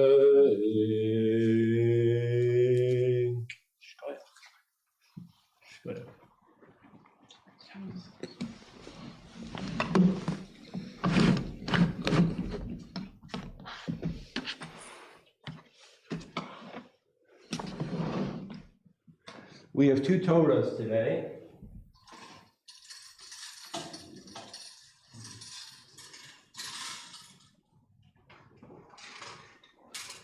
The Torah wearing the blue garment is for the parsha of the week. And this Torah, see how pretty it is? It's pretty. See this? What do you see here? Pomegranates? Pomegranates, figs? Fruit and stalks of wheat and so on, and these are supposed to represent the produce, the species that are indicative of the ancient land of Israel. It's pretty. And Eretz Tzimah Chalav Duvash, a land flowing with milk and honey, is the little title, you might say, the top of the embroidery. About 1995, 6, 7, 8, maybe, over a span of a couple of years. Could you reach over? About a span of about 2 years, our sisterhood organized the fabrication of these beautiful garments with an artist named Sharon Epstein, who at the time was in Toronto, and she created these. I'll just put it over here right now. Just put it on top. Thank you. And she created these, and they reflect Jewish themes. So that's what this is here.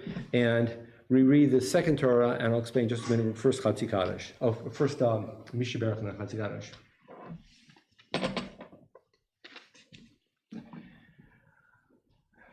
Mishnah Berach Hotenu Avim Fumitin Sorah Pel V'Le'av Brachvei Kol Melayetz V'Kolel Et Yudi Bat Fredel Adam Lefbort, Yinta Bat Gisha, Aram Yehuda Ben Gisha, Chana Servant Peshaleya, Elalea Bat Aviva, David Shlomo Ben Tobenachum, Navaronit Bat Eliza, Karnia Chaya Bat Sarimenu, Pat Cockrell, Spencer Bat Bashi, Yehuda Ben Sarimenu, Jonathan Mathis, George Patinos, Chaya Esther Bat Nechama, Yaakov Aram Baram and Chaya Chana, Douglas Halpin, Rivka Bat Chavshalivsha, Shmuel Shimon Ben Eliyahu, Yaakov Ben Liora, Billy Singleton, Linda Bat Mina, Laura Barron, Naomi Bat Elisheva, Amy Myers, Lana Whitlock, Ruth Bat Sarimenu, Tracy Albers,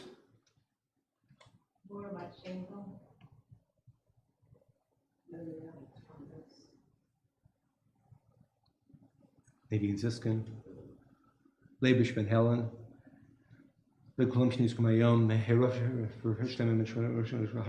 Amen. Almighty God, as you have blessed our mothers and our fathers in generations past, bring forth healing and blessing for all of our loved ones at this moment in time. Come close, O God, with your strength, your love, your healing presence, and be close to all those who are in need of healing of body, of mind, and of spirit. Stabilize each and every person, strengthen them all, and bring your angel, Raphael, the angel of healing, to the bedside of each and every person. May this prayer seeking healing be heard, beginning this day and on into the future. And we all say, Amen. Yitkadal, Yitkadash Shemei Rabba, B'chaye, Chonu B'yom, Chonu Chaye, Dechol Be'Yisrael, Bagala, Bagala, Obisman Kariv, V'imira, Amen. Yehi Shemei Rabba Mevarach, L'olam L'yomei Omaya, Yitbarach, Yishtabach, Yitparfim, Yinaseh, Yithadar, Yitale, Yitalal, Shemei Kedusha, Richu, Leila, Mekabachata, Veshirata, Tush Bechata, Venechemata, Da'amiran Balma, V'imra, Amen. We have a second Torah today. But I think we're going to do this first. Gadiel, will you come forward for Hagba, please? And James, you want to stay up here to address the Torah? Sure. Okay. We rise as the Torah is lifted and dressed. This one? Yeah. Take this little wrapper.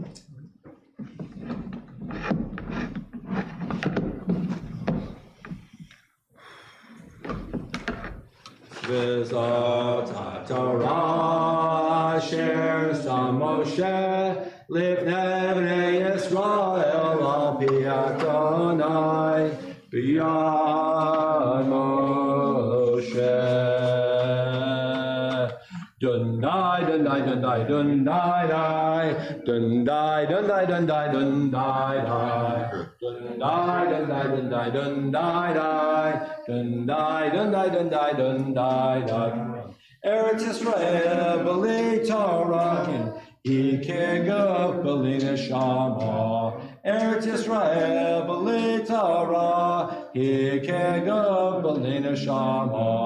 Dundai, dundai, dundai, dundai, dundai, dundai, dundai, dundai, dundai, dundai, dundai, dundai, dundai, dundai, dundai, dundai. Eretz Yisrael b'li Torah, ikegov b'li neshama. Eretz Yisrael b'li Torah, ikegov b'li neshama. Dundai, dundai, dundai, dundai, dundai, dundai, dundai, dundai, dundai.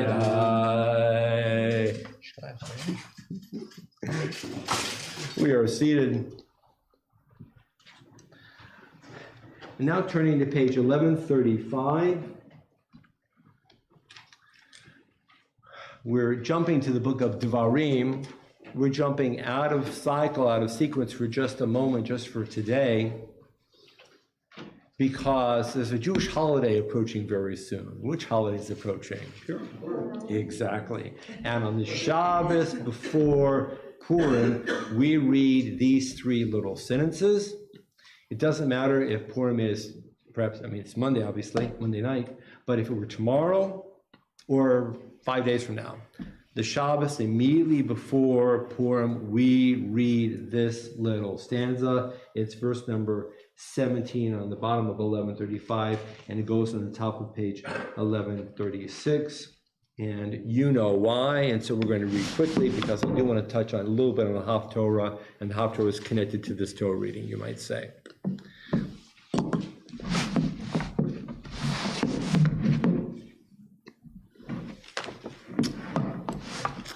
Baruch Hu et Adonai Hamvorach. Baruch Hanayim Baruch Olam Boed Baruch Atah Adonai Eloheinu Melech Hamashiach B'char Banim Kol Yomim Natan Torah Torah B'char Netain Torah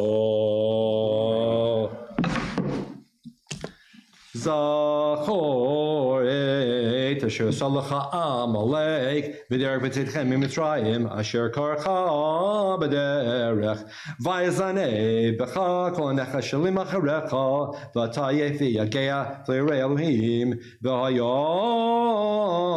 V'hani Achrono Elecha L'cha B'kol Evecha Misaviv Ba'aretz Asher Adonai Lecha Noten L'cha Nachal L'rishta Timcha Et Zecha Maleg Mitachar HaShamayim Lo Tishkach.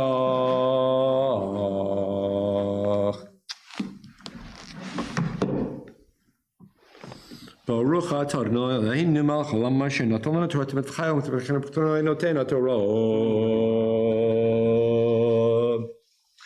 We're going to leave the Torah here. We're going to address the Torah laying down on the table. I'll tell you why in just a minute. And then in a moment, we'll return the Sifrei Torah to the Aron. Do you know why we have two Torahs preset as opposed to taking one Torah and then rolling one Torah to the second spot? Because it would take too long.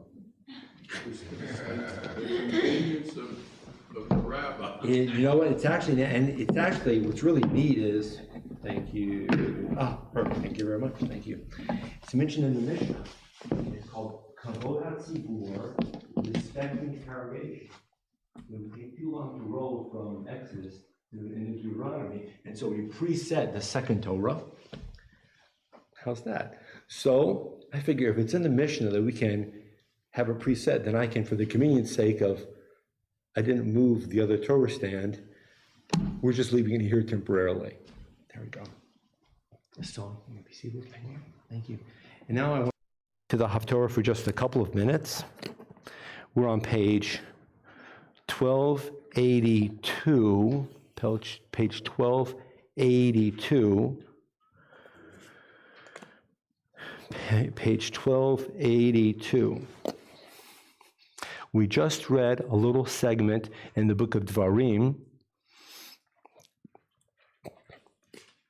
and Moses and the people of Israel in the book of Dvarim, in Deuteronomy, are required to remember Amalek.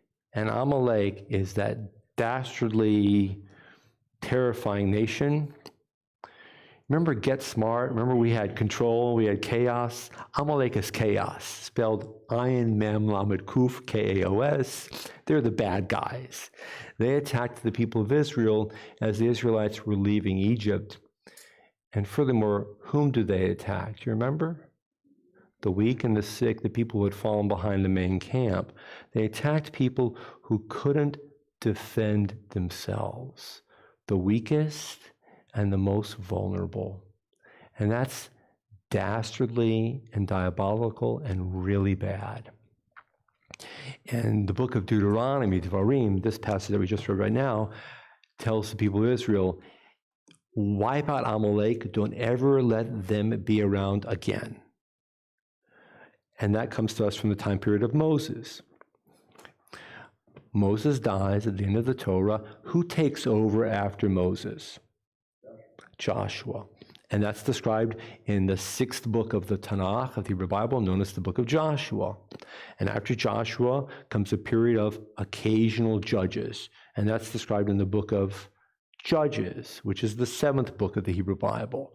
And after the book of Judges, we have the 8th book, which is the book of Malachim, the book of Kings. So Joshua's book's number 6, Judges is book number 7, Kings is book number 8. Between book 7 and 8, between the end of Judges and the beginning of Kings, that's where you start seeing the names that we recognize. We know Saul and David and Solomon. And then you're in the book of Kings, and we have all those kings whose names we don't remember. That's okay. So now we're in page 1282, and we're in the book of Samuel, which is part of the book of Judges. And Samuel, remember Samuel speaking, thus said God, Samuel's quoting God, I'm exacting the penalty for what Amalek did to Israel. When? When Amalek attacked Israel leaving Egypt. And we just read about that because it's in the book, it's in the Torah. Verse 3, go attack Amalek and prescribe, that's the fancy word for utterly destroy. Scorched earth, wipe out, destroy. Nothing left. Destroy everything that belongs to him. All men, all women, even the babies. I'm glad I didn't live back then because I could not have done that. Kill all the animals, kill everything, destroy everything. King Saul gathered his troops and he went out to do this fight. Verse number 7, Saul destroyed Amalek, and it was such a significant battle, and the battle continued, and the Amalek people were running away, and the Israelites were still attacking them and following them, that the battle took place from Havilah all the way to Shur. I don't know where those places are, but it was an ongoing, extensive, continuous series of battle and fighting.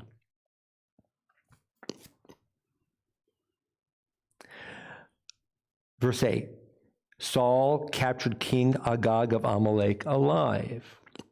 He prescribed all the people, putting them to the sword. He did what he was supposed to according to the law handed down by prophet Samuel at the top of the page. With me so far? Verse 9, but Saul and the troops spared Agag and also all the best of the sheep, the oxen, the animals, and so on, and everything that was of value. They would not prescribe them. They destroyed only what was cheap and worthless. So Saul's the king, and he's got his soldiers, who are the people of Israel. And what did they do? Did they follow the laws handed down by Samuel from God? No, they didn't. They didn't. They saved all the good stuff. So gosh, there's a neat, that's a hybrid, that's an EV Volt. Man, that's a good looking car, and that's a Rolex watch. I'm going to hold on to that vehicle. Verse 10, the word of the Lord came to Samuel. I regret I made Saul king. He turned away from me and has not carried out my commands.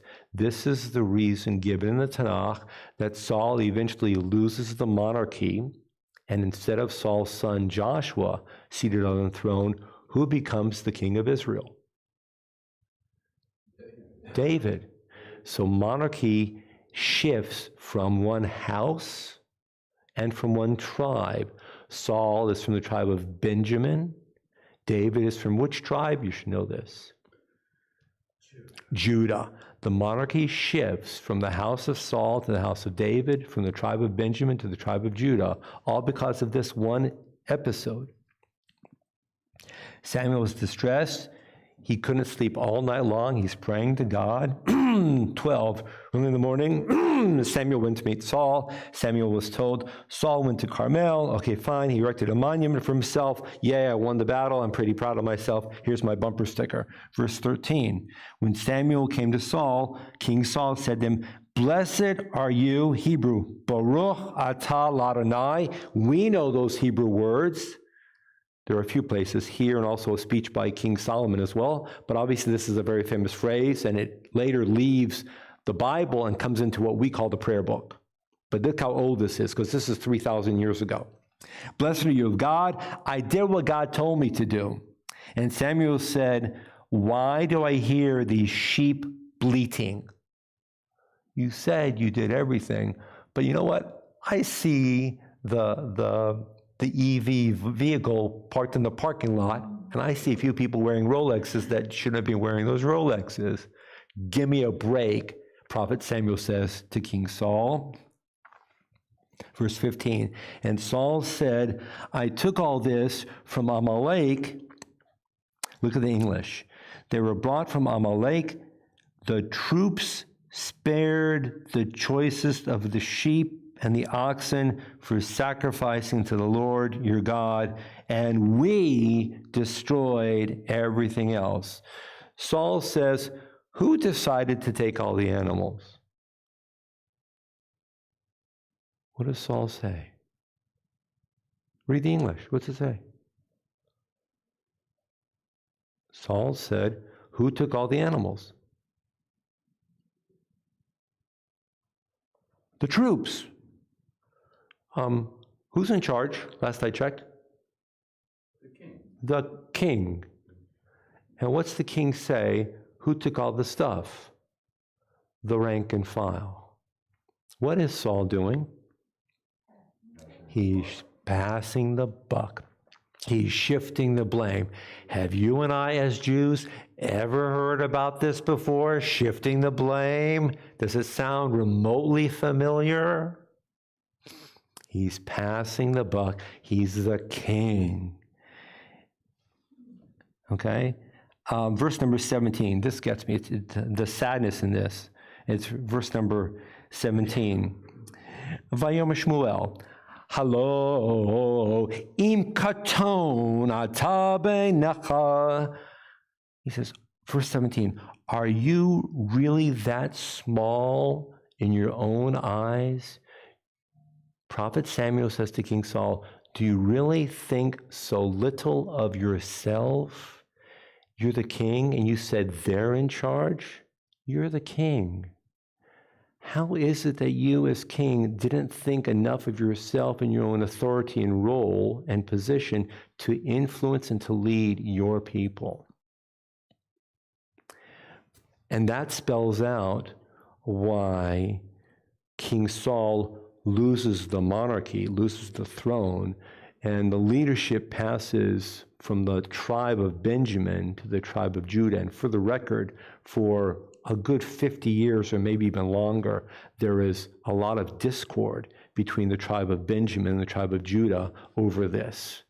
Because Benjamin was rightly the first tribe of the monarchy, and Benjamin felt greatly snubbed that leadership shifts with the kingship passing to David from a clan within the tribe of Judah.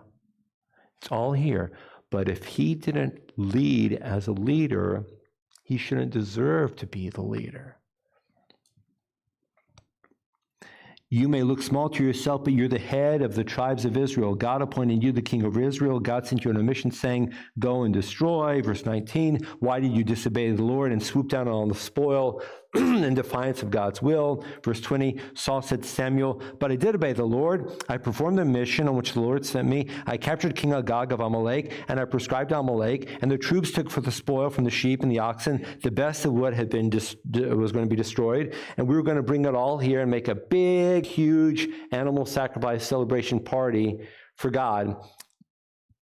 So again, Saul denies his responsibility. And for a second time, he passes the buck. He shifts the responsibility to the rank and file, and he doesn't own up to what he did. And he's a grown-up. He's a king. And it's in the Bible, folks, warts and all, which we've talked about many times. And that's what we hold our people accountable to. And any synagogue that's observing the tradition right now across the world is reading this exact same Haftorah and saying Jewish leaders have to stand up and accept responsibility for the good and for the bad, for the right and for the wrong, and their traditions and their history are open to everybody within the community looking at them. It's written down for all time. 22, Samuel said, does God really want lots of burnt offerings and animal sacrifices? You know, you're blaming the troops and saying they were going to do this mass, enormous sacrificial, whatchamacallit. Does God really want all that? Top of 1284, surely obedience is better than sacrifice. Compliance with God is better than all the fat of animal rams. Okay, rebellion is like the sin of divination. Rebellion is like idol worship. Defiance is like the iniquity of teraphim, idol worship. You rejected the Lord's command. God has rejected you as king. This is enormous. 24, and now what happens? Saul said to Samuel, I did wrong to transgress the Lord's command and your instructions. I was afraid of the troops, and I yielded to them. Now comes the truth. He was afraid that he wouldn't be able to exercise authority over them after this major battle. They were going to take the spoils of war. And so he kind of gave in, he thought, gave in a little bit, not a lot, to somewhat pacify and appease them and hold them together. That's his rationale. Please forgive my offense and come back with me. I will bow low to God. Okay, come with me.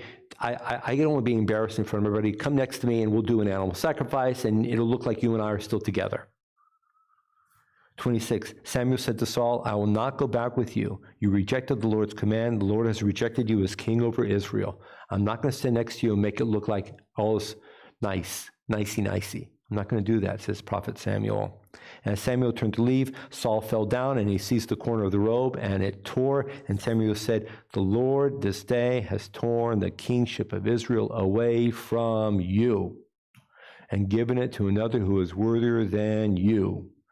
And that refers to David. Soon to be, in a little while, David is going to become the king. Verse 30, Saul pleaded, I did wrong. Please honor me in the presence of the elders of my people, in the presence of Israel, and come back with me until I bow low to Lord your God. Don't walk away from me in front of everybody. They're looking at me. Walk back with me. I'm still the king. Please walk back with me. So Samuel followed Saul back, and Saul bowed low to the Lord, which is probably something like at the end of the battle, Saul did something that typically kings are supposed to do, some kind of a ceremony or a prayer or something of that nature. And verse 32, Samuel says, hey, wait a minute. Weren't you supposed to destroy the king of Amalek? His name is Agag. Oh, yeah. Bring forward King Agag. Agag approached him. Samuel said, you know what? And then top of the next page, 1285, what does Samuel do? Samuel takes a sword, and what does he do to King Agag of the enemy? He destroys the foreign king. Now, the king is called Agag, and that's over. We read this Haftorah because we connect the Haftorah, which is Saul, to the Torah reading.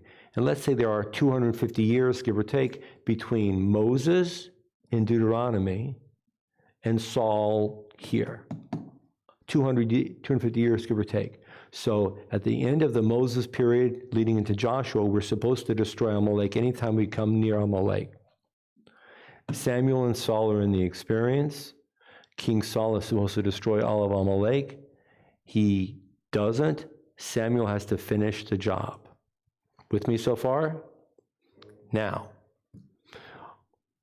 what is the king of Amalek's name? We just finished off Torah. What's his name? Agag. Fast forward, when you and I start reading the Megillah on Monday night, how is Haman introduced to us? The Agagi, the Agagite. And there is a Jewish commentary that says, because King Agag was not killed right away, he may have had a descendant, and that descendant may have had other descendants, which eventually led to the birth of Haman. Boo, hiss, okay? So it all goes together, and now you know the rest of the story. So the lesson from the presentation of these three Bible texts, Deuteronomy, time of Moses and almost Joshua, Haftorah, 200-ish years later, King Saul, Samuel, Agag, and then, that's 900, and then 500 years later, the Megillah of Esther. The presentation of these three biblical texts as a roll, all rolled up together, teaches that we're supposed to follow the law, and nobody is above the law. No king, no queen, no prophet, no average guy on the street.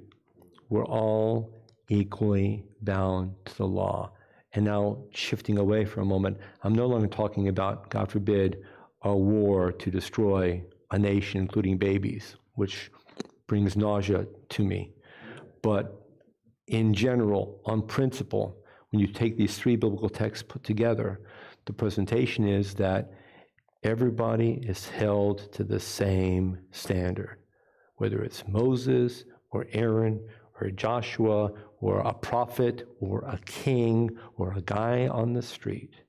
We're all held to the same standard. And when we do right, we all do right. And when we do wrong, we all have to accept the responsibility. And we don't shift it. That's the biggest Jewish lesson of all. And that's how I teach the Garden of Eden experience. We don't shift responsibility. Oh, gosh, it's late. Sorry about that. Didn't realize what time it was. I apologize. Okay, we're going to jump quickly. So if you will,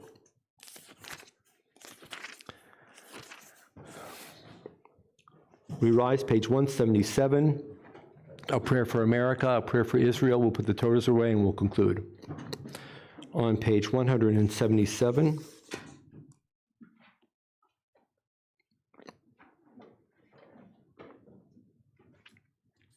the bottommost of the three paragraphs of prayer for our country on 177. May it be your will that our land be a blessing to all who dwell on earth, and may you cause all peoples to dwell in friendship and freedom. Speedily fulfill the vision of your prophets. Nation shall not lift up sword against nation, neither shall they learn war anymore. For all of them, from the least of them to the greatest, shall know me, and let us say, Amen. On the top of 178. Avinu Shabashamayim, Tzur Yisrael v'goalo, Borech et Medinat Yisrael, Reishit Tzmichat Geulatenu. Avinu Shabashamayim, stronghold and redeemer of the people Israel, bless the state of Israel, the beginning of our redemption. Shield it with your love, spread over it the shelter of your peace. Guide its leaders and advisors with your light and your truth. Help them with your good counsel. Strengthen the hands of those who defend our holy land. Deliver them. Crown their efforts with triumph. Bless the land with peace, and its inhabitants with lasting joy. And let us say, Amen. On page 184. Just right in. Yeah, just open.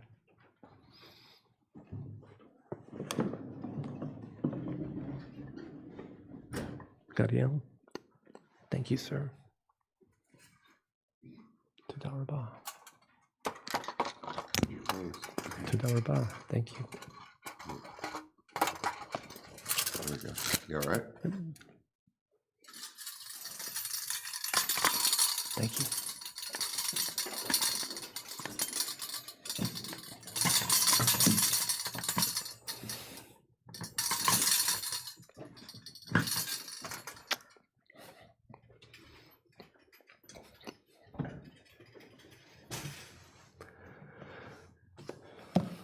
Page 184. Eitz Chaim hi lemachazikim ba v'tomcheha meushar deracheha darchenoam v'chol netivoteha Shalom Hashivenu Adonai Elecha elecha v'nashuva Chodesh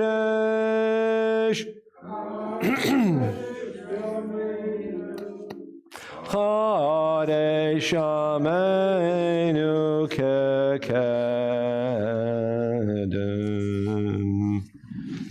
Shkach Ariel Tzaravah. Please remain standing. Aleinu is on page 205. Aleinu leshabeach laton hakol latet gedula liotzer breshit shelo asanik v'yeharatzot v'lo samanu kimishpachot adama shelo sam chelkeinu kahem v'goraleinu kechol Monam v'anachnu korim u'mishtachavim u'modim lifnei melech malchei hamlachim HaKadosh Baruch Hu Shehu Noteh Shamayim v'Yosei Haaretz u'Moshav Yekaro b'Shamayim Imal u'Shchinatu Zo B'Gavei Meramim Hu Eloheinu Ein Od Kakatu b'Torato v'yadatayom v'ashevota el levavecha ki Adonai hu Elohim b'shamayim mimal yal haaretz V'al haaretz mitachot ein od, ein od.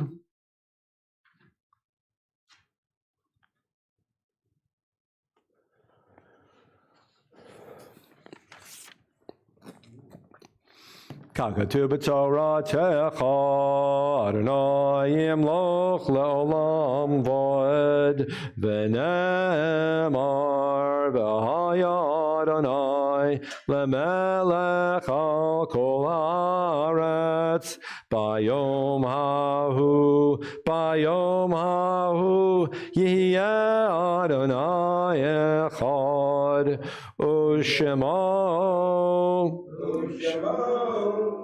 U'Shemo Echad. In a moment, the mourner's Kaddish on page 207. Those reciting Kaddish are invited to remain standing.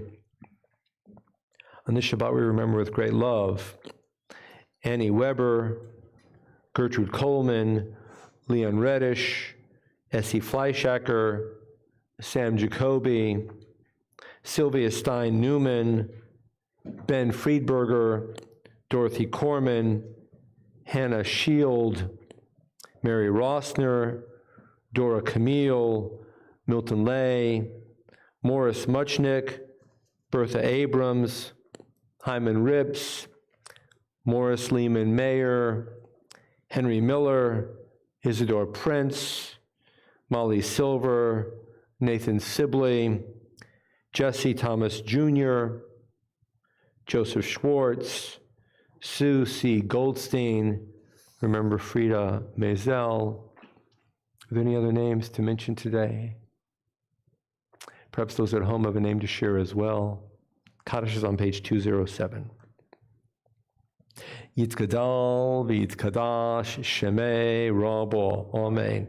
Be'olma divra chirute v'yamlich malchute b'chaye chon v'yom echon v'chaye techol beit Yisrael ba'agala v'zman kariv v'imeru, amen.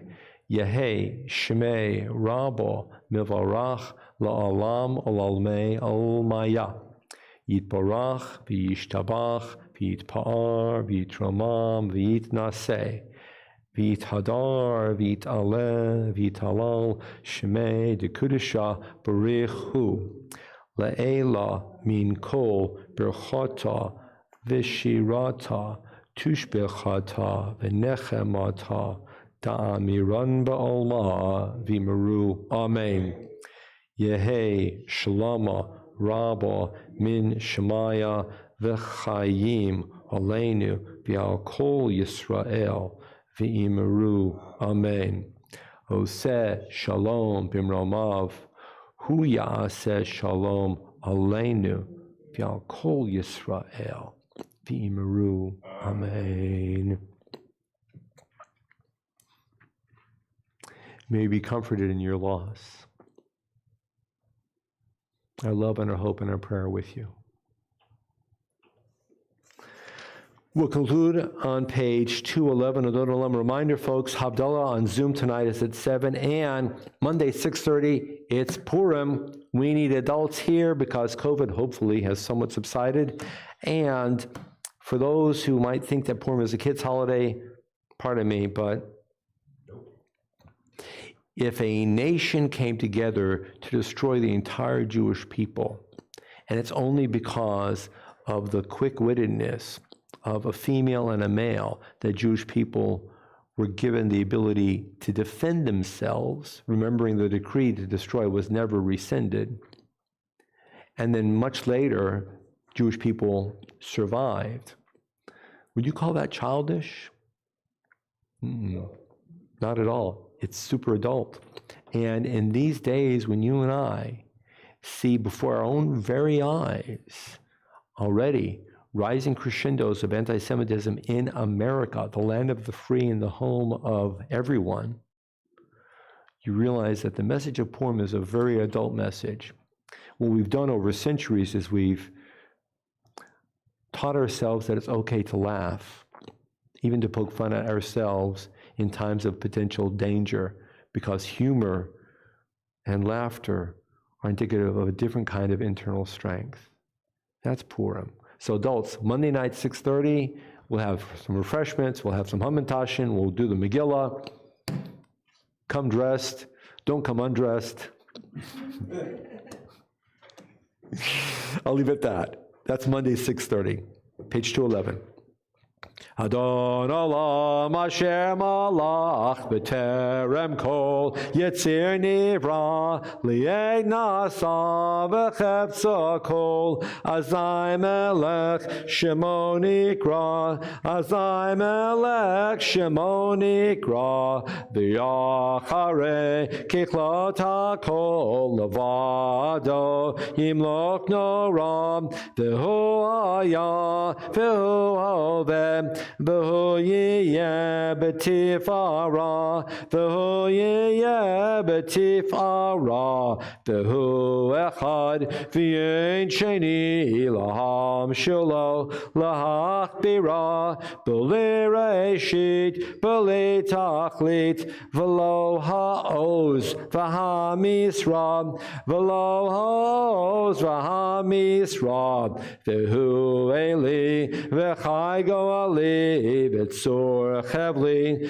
b'yet saram v'hu nisi umanosli menat kosi b'yom ekra menat kosi b'yom ekra b'yado afkid ruchi b'eit ishan v'yahiram v'im ruchi gaviyati Adonai li v'lo ira Adonai li v'lo ira. Good Shabbos. To those joining in, we hope to see you soon, especially Megillah, Monday, 6:30. May God bless you. You're a very important part of our lives. Shalom upon you. Good Shabbos.